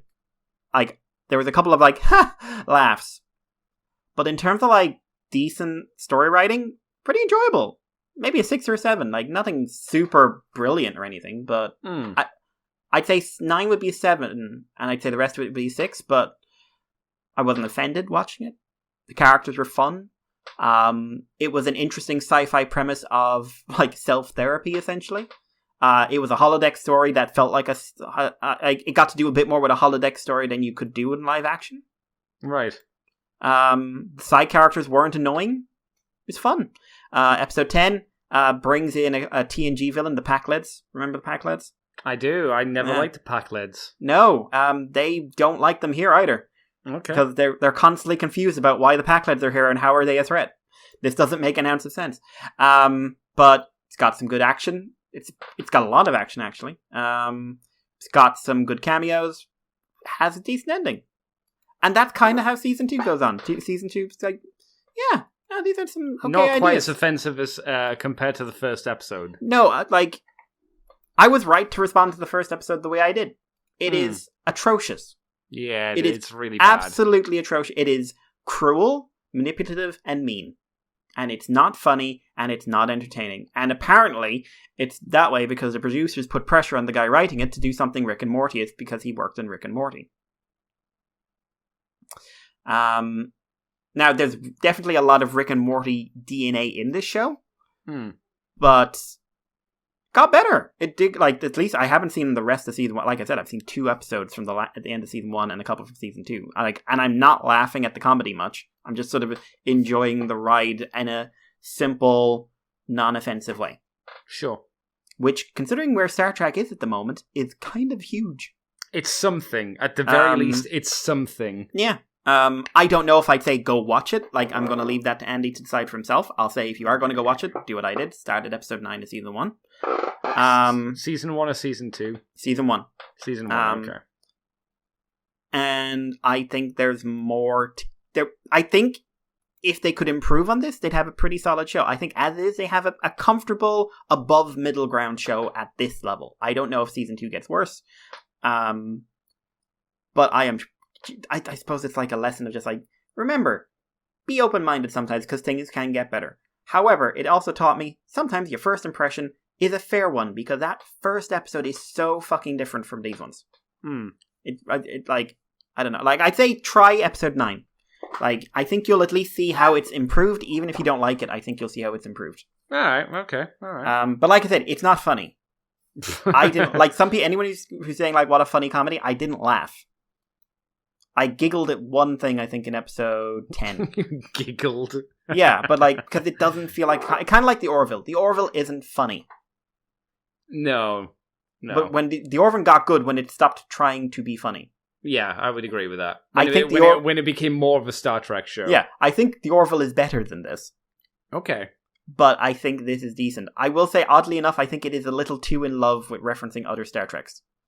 Like, what do you mean, other Star Treks? I think the writers are too in love with Star Trek because there's so many deep cut references in this that are really prominently made that I think, like, for the average viewer who is watching normally, who isn't me, who isn't going to reference the Pack-Leds or Darmok and Jalada Tanagra and all that jazz, they're going to be very... That is in it. There is a whole subplot about that. People are going to be very fucking confused. when they talk about Darmok, do they use the language in the correct way? This is what they do. They have, or are they just referencing it? I don't remember the species, but one of the members of the species is now a preliminary member of Starfleet. Okay, so he speaks in English, but he keeps dropping into like Darmok and Jalad on the ocean. Oh, sorry, traveling. I was traveling. Okay, so they are using it correctly. Yeah, okay, that's good. And like he tries hitting on a woman and then says something. She says no, and he Shaka, says something. When the walls fell. I think that's what he said. I think he said Shaka when the walls fell. Yeah. But so that's the kind of stuff, and I think some of that's a little too deep in the Trekkie kind of thing to have a wide appeal. I don't know. It has made me go, I'm going to try the other animated show. I'm going to give it a go. Because I haven't seen any of that. I have no preconceptions in that. I just know some people I know like it. You just want to hear Janeway's smoker voice? I do like Janeway Smoker. Who doesn't like that voice? She's got a good voice. I mock it, but she's got a good voice. She was a good voice. I think I said this. She's crazy. She is not my favorite captain by a stretch or a mile, but she wasn't. She was a decent fun. captain. She's crazy. She's actually crazy when you look back on the show. Like she's nuts, but she's enjoyably nuts. Arguably the biggest war criminal out of. I'm not sure. Like she has literally murdered a crew member. Yes. Against his will. It wasn't like one of those. It wasn't like that Enterprise episode where they talked him into committing suicide. No, he went kicking and screaming. Good old Tuvix. Yeah, good old Tuvix. But I'm gonna give it a go because maybe there's actually halfway decent Star Trek media out there. It's just not the main shit. And look at you with hope. I don't know. Hope's a strong word because I'm still. You're using the terms maybe. That denotes hope. It would take a lot to convince me to watch Strange New Worlds with an open mind.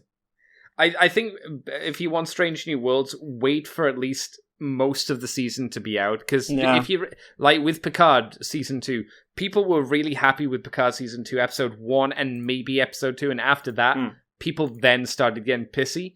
It had issues in episodes 1 and 2, but people were very happy because it felt more Star Trek, and then it took a giant shit. So again, I would go with caution with Strange New Worlds because at some point maybe they've learned their lesson, but maybe it just goes and then drops like a stone again. Maybe it'll be good. I don't know. I also just don't like the idea of like doing effectively a remake of the original series. It's not moving forward with Star Trek.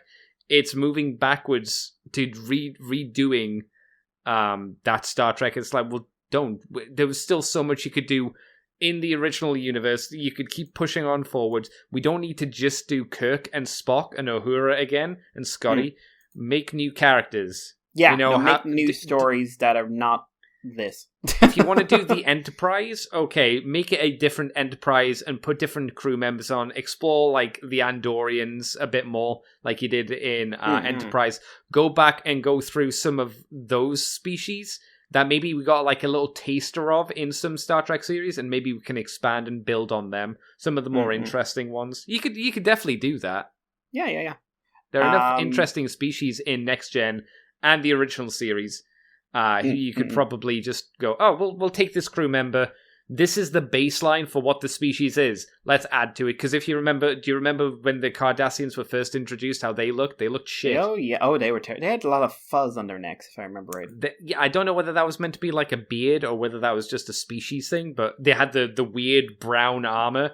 And then a few seasons later, they became the Cardassians that we knew. So even within the context of that show, they've reworked the species to make them better. You could do that with any of the species absolutely. Previously have. Any of them. They reinvented the Klingons for Discovery. They did. They made... And you could as well make the reference, they reinvented the Borg and made them much worse. Yes, I was going... In First Contact. I was going to say, really, really important to remember that before someone says, so are you going to try Discovery again? No, because I watched all of Season 1. And I watched a bit of Season 2. And I'm done. Because that doesn't get another shot. But, only other things I did was Spy Family Episode 6, which was great, very funny, very well animated, short and sweet action scenes, lovable characters. Oh my god, I love this show. And Episode 6 of Shield Hero, which was a quite competent, enjoyable episode. Which is also absolutely confirming that we just went through a fucking filler arc, a canonical filler arc. Okay, right. Because they just leapt off to do the real story. They just left. The quality's improved now. I don't know, because this is just like, okay, this is Episode 6. Episode 6 had some character stuff for Risha. It had some stuff with Ost. It had some stuff with the new villain, who is a little bit over the top for my taste, but it's a pretty common archetype in Japanese fiction. Little bit of stuff for now for me, and I was just like, "Oh wait, cool. Is the archetype Hitler?" No, because we've had you may be like, Andy, what are you talking about? That has been an archetype. True, Starfish Hitler. Starfish Hitler. I was thinking like, hey Andy, entitled nerd, evil entitled nerd. Hello, Digimon Emperor. Basically, that's what I think when you say entitled nerd. I go, Digimon Emperor. Yeah, basically. So because the story they're actually going to tell for this season, or at least part of the season anyway, seems to be about Glass's world. And going and learning the lady about with that. The fans, right? Yeah, learning about her world. Okay. And dealing with evil stuff over there, which is a perfectly fine idea. And that's not bad. No. And like I said, this episode was a bit more solid. It had some good moments, and I was like, cool, maybe we're getting back on track, and that's great. But while I will always love Season 1, I think Season 1 is a wonderful watch on its own, a fantastic show with wonderful characters, engaging stories, great animation, everything.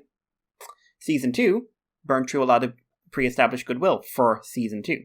Not for Season 1. Season 1, love. Season 2, you must earn back goodwill now. It's weird because you did a fucking filler arc. A canonical filler arc. You clearly know it's filler arc. Yeah. Why not edit it out? Like you don't have to do it. You don't have to do the filler thing arc. Is, it does have something that clearly is going to be important going forward, which is the idea of the souls being collected, which you could have done in another way. Yeah, exactly. You can write around it. You can easily write around it. And I think, I don't think people would be so annoyed if you write around it, if you do it in a smartish way, if it's like, oh, we can get rid of these. I don't know who enjoys filler arcs, who'd be like, no, please keep the filler arc. Some people do. Please. I have seen filler arcs I liked, but usually for shows I don't watch a lot of. I've never seen a filler arc I like. I'm sure maybe they exist. I can't think of any, though. But I have seen them. I also haven't watched. Like I said, I don't watch a lot of shonens and stuff like that anymore. But weirdly enough, Bleach had one I liked. I think I liked it more than I liked the real show. And that's coming back soon as well. Yay! Pog. But it was just like, cool. I will give you a chance to improve and get up to a good standard because you're based on something that can hit a very, very, very high standard. But Season 2 is not getting I'm not presuming it's going to get better. I'm hoping it's going to get it better, and I will allow them the chance to prove that they can. But they have not passed the test. They have been given a second shot. I am quite willing to fail them and have them go home and get beaten up by their parents. Oh, wow. All right. Yeah, that's it for me. That's it? What about Andy? What did I do this week? I got some stuff in the post. I finally got my Super Mini Plaid Dryas, the enemy of Firebird. He's very interesting. He's a really good little model kit. He came together well. He was a little bit faffy in places. Only a few parts that were a little bit annoying to, try and smooth out from the nub marks and whatnot. So the specific places are like, when they put a nub mark on a really, like a slightly raised bit of plastic. So the nub slightly hangs over onto the flat bit as well. So you try and get rid of the nub and it's still kind of, it hangs over from this little ledge. That was quite hard to get rid of.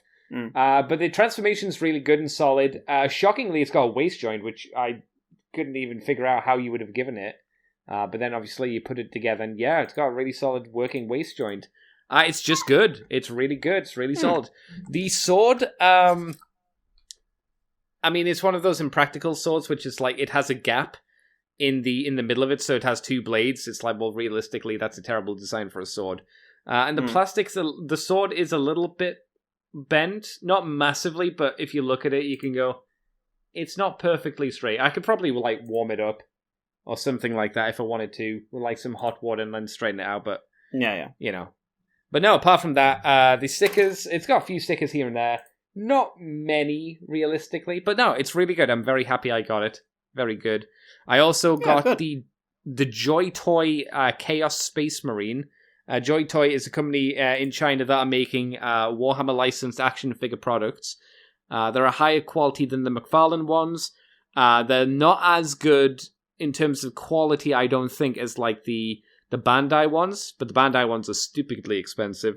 They're also not as tall. How tall is he? If we put him next to the Bat is taller than him from the Classics line. The top of his horn comes up to about the bottom of the Bat chin.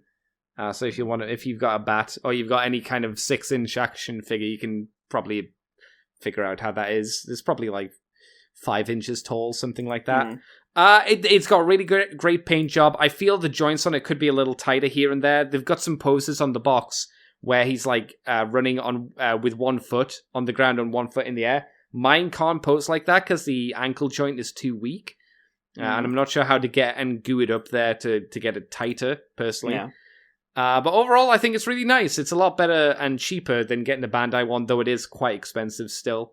I'm quite happy with it. It looks nice. Looks nice. And it's got a bolt pistol, it's got a chainsaw, it's got a few extra fists so you can change them around to hold the 2 different weapons in either hand. It's good. I like it. In terms of watching, been doing more Voyager watching. The episode I watched today was the one where Tuvok lost his memory. And it's actually quite a nice episode because it's him being nice to Neelix, and it's quite sad because it's almost like that Tuvok dies. Yeah, and because he goes back to normal. Yeah, it's an interesting one from that perspective.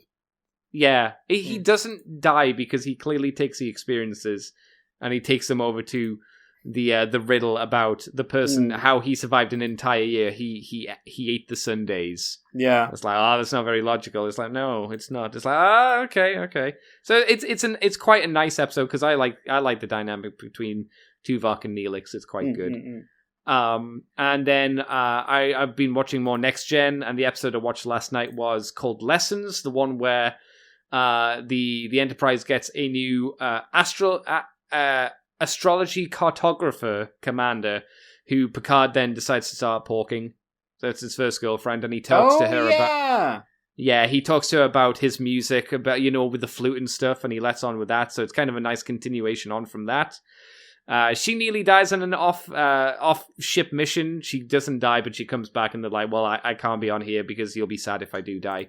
My issue with that is I thought to myself, how often is a cartographer, an astrological space cartographer, going to go on missions?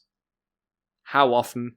Maybe a lot, because what if the mission is to go and look at a star system? Yeah, but you do that on the Enterprise. It has more scanners on it. You need to get closer to it. So you go in a shuttle. What if you need to get even closer to it? How do you get even closer to space? It's just like, I want to be on the star. What if you need to be on the star? You need an astrologer. I want to be inside. Well, is that cartographer? Because that's just like looking at the stars. That's not being inside of a star. That would be a different science person. You're never going to find your way if you don't have the perspective. I don't. So I thought it was a cartographer out there landing on the moon. I thought it was a weak excuse to not have her on. The reason she was on the planet was because she was the only person that knew how to set up the shields to stop the firestorm. I was like, okay, fair enough. I can see why she's chosen. She's a lieutenant commander. She knows how to do that. I don't think that's going to apply to a lot of missions. At least a lot of the issues that the Enterprise encountered over its time. But I was like, I get it. They need to make sure that Captain Picard doesn't have a girlfriend anymore, because that would mean changing the status quo. But I liked that the referenced, what was it called? Distant Light or Distant Memory or whatever that episode was. That was quite nice. It was nice to see an episode where Picard is quote-unquote happy, because it's so unusual, because he's a very formal, emotionless person. He is a man who very much is the product of his environment. Yes. Well, it's not just that. It's his own restrictions he puts on himself. Because Cisco's not as formal with his crew. Yeah, but like, have you seen informal with his crew? The way I'd say, have you seen Cisco's dad? He's a good guy. Have you seen Picard's dad? Yeah. Picard's dad was a cock. Yeah, from the small amount that we saw in one episode, and never saw in anything else. Nope. But that I wanted to watch that episode because I saw it on my list, and I went, I'll watch that episode because that's the emotional Picard that you don't see. It's like the most emotional you see Picard is like that episode, Distant Light, and the end of All Good Things, where he sits down and said, I should have joined the poker game. Unless he's angry, you rarely see him emote. Yes, that's a thing. Unlike in the news show where he seems to be emoting all the time and apologizing, and it's like, well... And putting on a bad French accent. I am God. A scandalous thief from France. With his eye patch. Yeah, with his eye patch. What the fuck was that about? He's wearing a beret. Yeah, it's Jesus Christ. Why was he wearing a beret? Yeah. I'm really glad I can separate what Star Trek is, at least current Trek, from old Trek, and I can still enjoy that. Some people can't. I'm sorry. Luckily, I can. I don't have that issue. Maybe I'd feel differently if they fucked the S9. I might feel differently if they fucked the S9. That's why I don't want them to touch it ever again. Anything else I've been up to? I finished Sekiro. That was really fun. That's probably my favorite Souls game. Had a lot of fun doing that, though it did get frustrating in parts. It was a good old blast. Great old time. And now I'm playing Monster Hunter Rise. So I'm just going around extincting animals and carving their flesh to make new armor. Seems extreme. Yeah, well, you gotta do what you gotta do. And that's it, Mr. Mikey. That's all I've been up to as far as I can... Oh, no. I lied, because I did, 4 episodes of a show that I can't remember if you mentioned. Love After World Domination. Oh, I know of it. It's the Sentai one, isn't it? Yeah, it's a Sentai one where the villainess and the main red guy get together. It's a cute anime. It's to try that. I would say it's a similar vein. It's a similar feel as the Villainess show. You remember the Villainess show that we both liked? It's not as good as that. Yes. But it's in the same vein. You can tell it's based on small comic strips because it's got here's a commercial break and it's okay, that's a finished story. It's got some nice cute moments in there, some nice references. It's nice to Don't try and think too hard about how these two worlds work because the villainess also goes to high school. She lives in a dormitory with the rest of the people who work for the evil organization. Don't worry about that too much. It's just a setting. The Sentai team is based on freezing gelato. So you get red is strawberry flavored gelato, blue is soda flavored gelato. The other members of the team actually don't really have anything. These are not the weirdest themes I've heard for Sentai. It's not, but for some reason when I heard gelato, my brain couldn't figure out what they were talking about. I was just it's a weird Japanese word.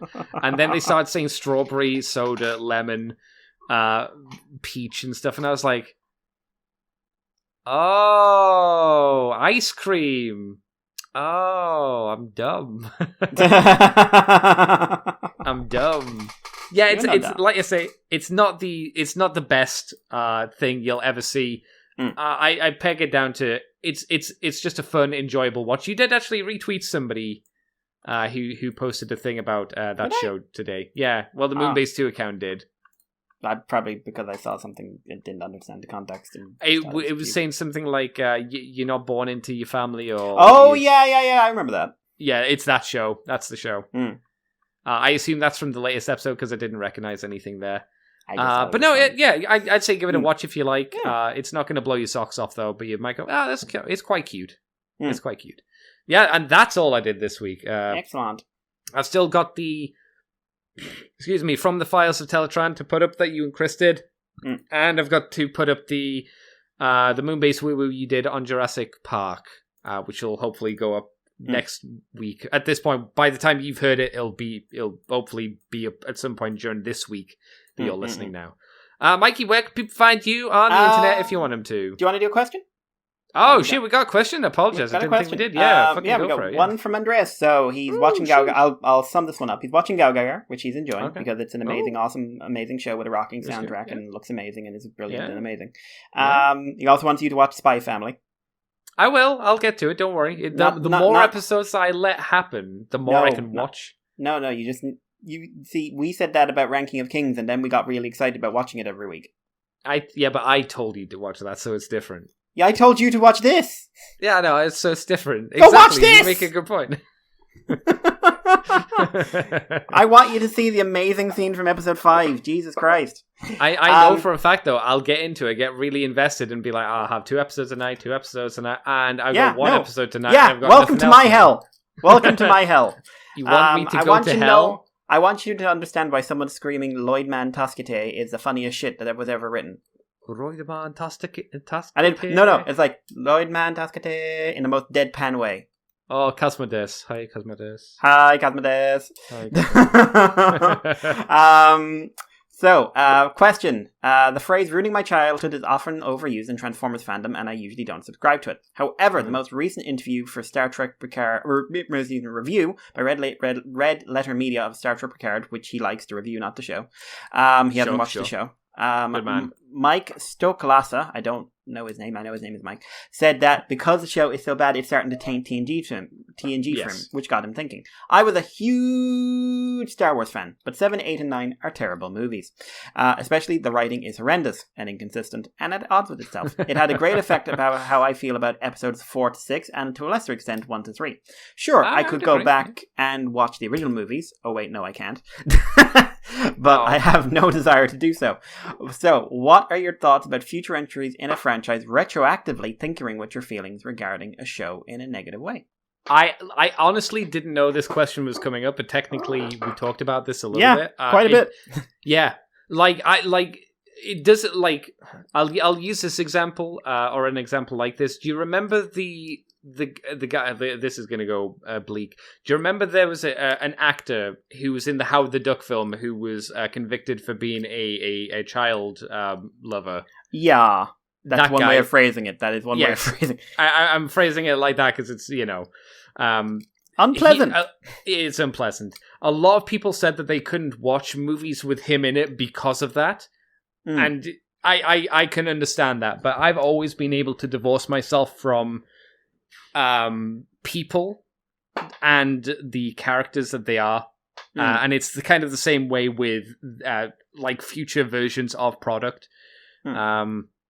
And the current version, I may be getting sick of G1, the iterations of it being used again and again and again, but I still do like the Generation 1 cartoon, even though it's not good. I'm still nostalgic for it, I can still enjoy it. Star Wars is the same, I like the first 3 movies as in 4, 5, and 6. I retroactively like 1, 2, and 3 a lot more now, which I never thought I was gonna. Oddly enough, 7, 8, and 9 made me go, you know what? 1, 2, and 3? By standards today, given those news 3, they're not that bad. Shockingly. So it's actually made those 3 movies, and they're not good. It's made me like them a lot more. I found out this week Corona likes Jar Jar Binks. Oh, I saw a clip of that, and I was confused, and I was like... Then I thought about it, and I thought, looking at what Corone's personality kind of is, I'm like, I could see why she might like Jar Jar Binks. I can imagine him sticking the tongue in the weird plasma electricity. She was laughing a lot at that. Yeah, I would imagine. I'm like, oh, that's fine, Corona. Pat dog on the head. Good dog. Because she'll kill you otherwise. That's right. Yeah. What about you, Mikey? How does these things kind of affect you? Because it doesn't affect me too much, thankfully. Yeah, we talked about it there. If Shield Hero Season 2 is really bad... Which it could be. It could be. Season 1 is perfect for me. I love it. Now, I can't do that with everything. Okay. For instance, I can at least... I was never the biggest... this is the biggest example that pops into my head. I was never a big fan, but I could say, I found the seasons 1 to 4 or 5 of Game of Thrones watchable. Some people were like, it's the greatest show it's ever made. I never saw it that way, but it was, fairly well produced, fairly well acted, a little over the top, a little heavy on the old incest, then made everything else heavy on the old incest, and blah, blah, blah. I like Tyrion a lot, blah, blah, blah.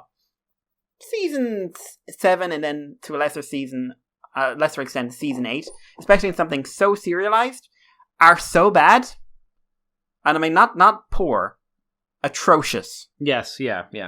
That they retroactively, if someone said, should I start watching Game of Thrones, I would say no. Yeah, because it has retroactively made those first seasons bad because everything you were building up to is completely tossed in the garbage.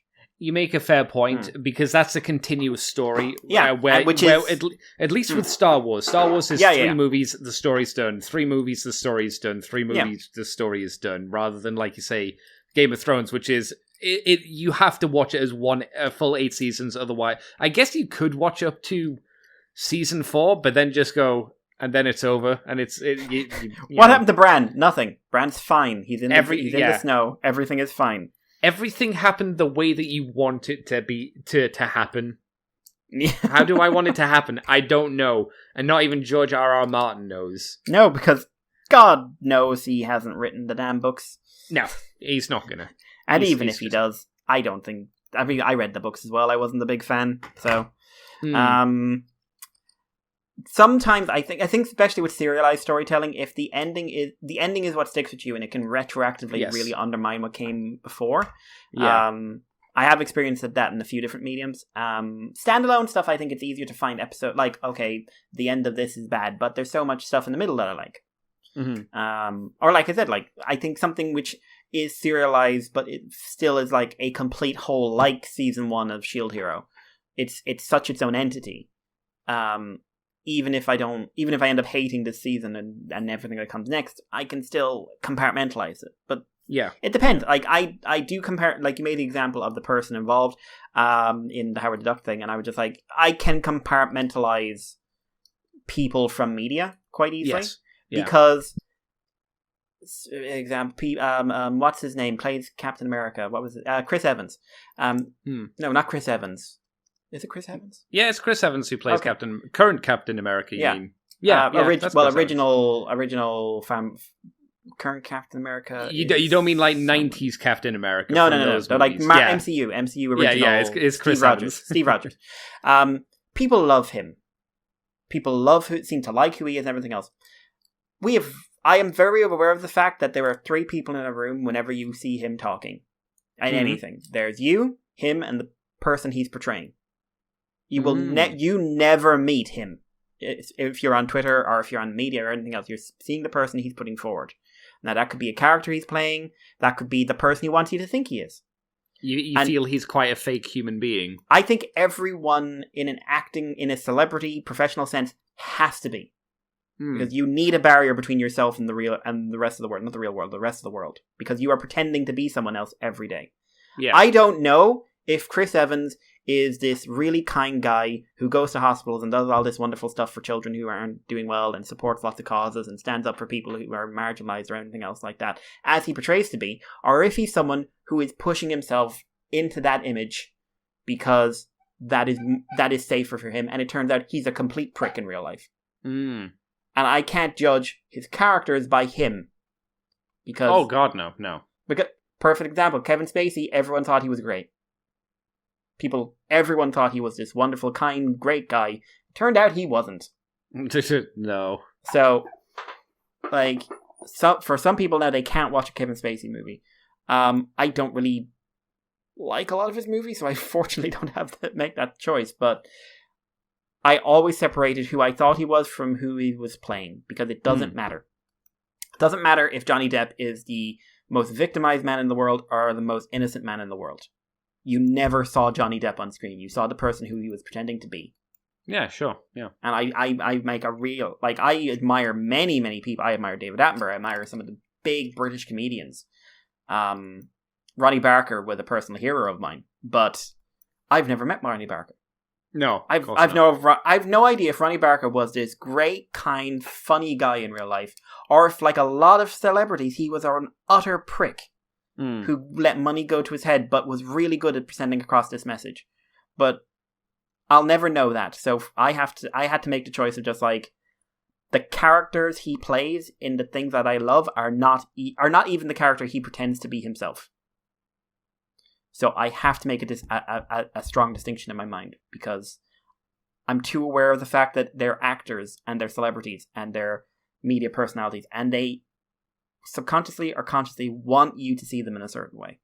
I think that's why you and I find the concept of parasocial relationships to be quite interesting as well, because it can kind of fall down a similar kind of idea, because you still, like, the person you know online might not be the person exactly how they are in reality as well. And it's interesting, like the VTuber thing, you and I got into that because of a lot of the parasocial element of it. It was really interesting. Yeah, definitely. I always found one of the interesting streams in that regard was something Risu did, where she got called out for the whole kayfabe thing. Oh, did she break it or something? No, she got called out and basically said, like, it's a shame. She was talking about people being hypocrites. Right. She doesn't like hypocrites in real life. She just said, I think it was a Twitter thing. She said, like, I met someone in real life who wasn't who they said they were. And on a stream, someone said, isn't that a little, hypocritical yourself? I mean, you're a VTuber. You're, the equivalent of a wrestler. Yeah. And she did a pretty intelligent talk in it, and just like, I can't talk for anyone else, but because of the nature of VTubing, I can be myself more than I can be in real life. Because I don't have to filter myself for those around me.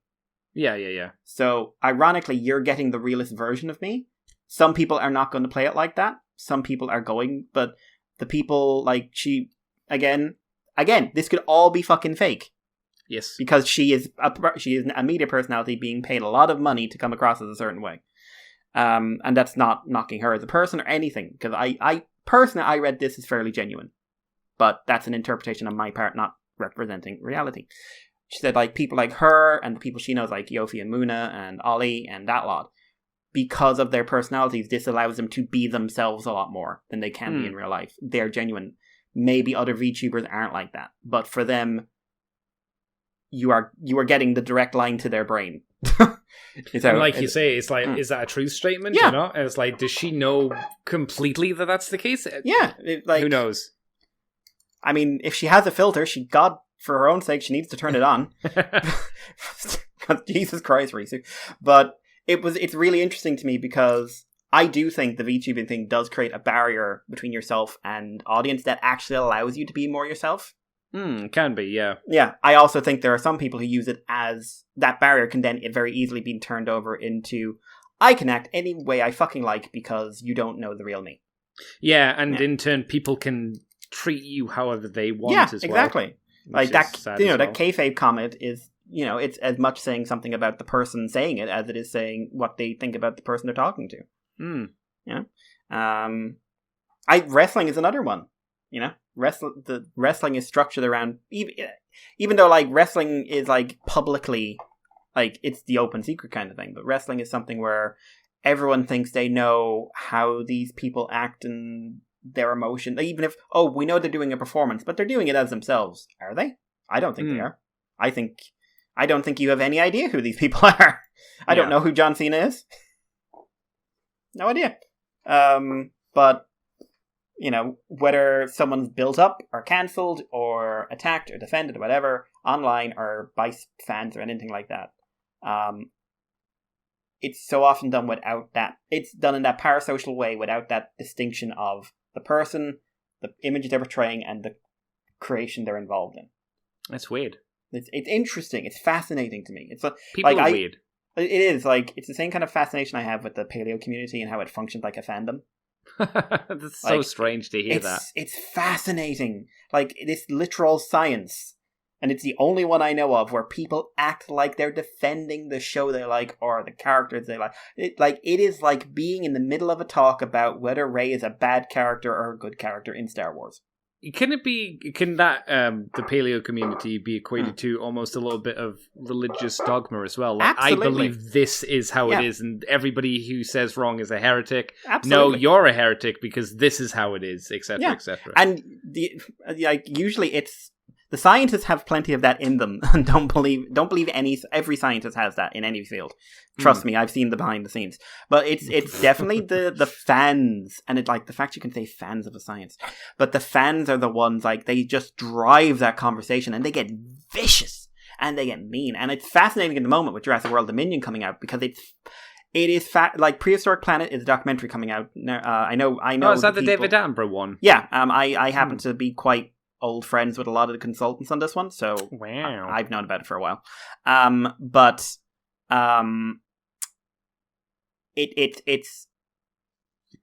It's now like, I love this, I hate Jurassic World, or I hate Jurassic Park.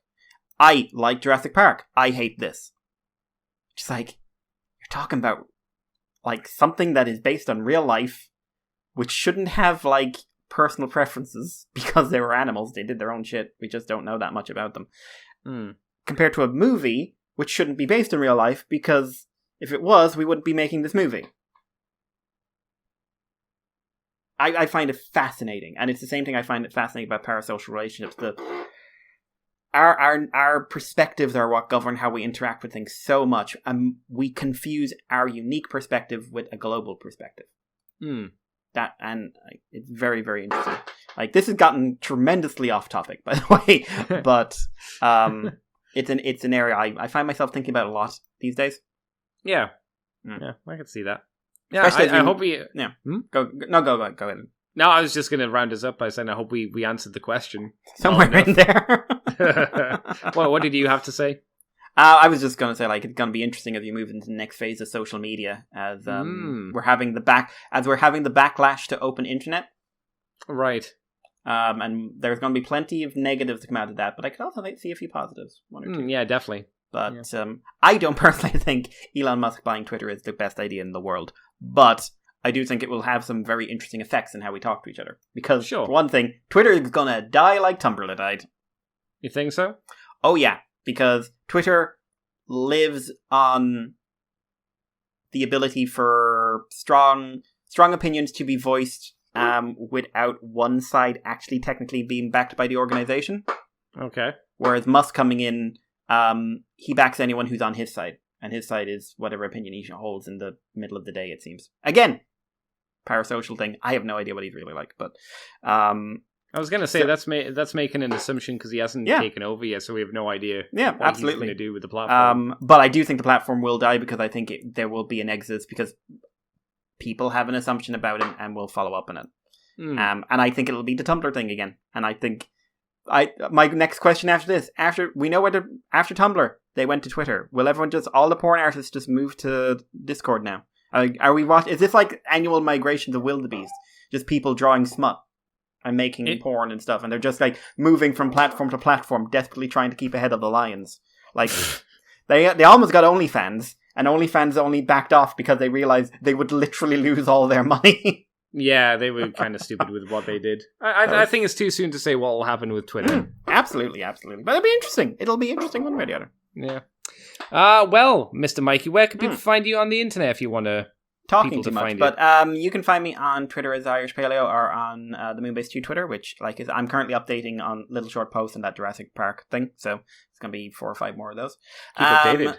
Yes, I watched Jurassic Park 3 and updated on that, and I didn't want to, and I hate everyone involved in that film. Joe Johnston, may you die in a fire of pain. Oh, Jesus. Pain and suffering. Oh. I'm sure he's lovely. You sure? Guaranteed? Can't be guaranteed. Could be an arsehole. That's true. But if you want to send us any messages or anything, themoonbase2@gmail.com. Clearly, we will talk about anything today.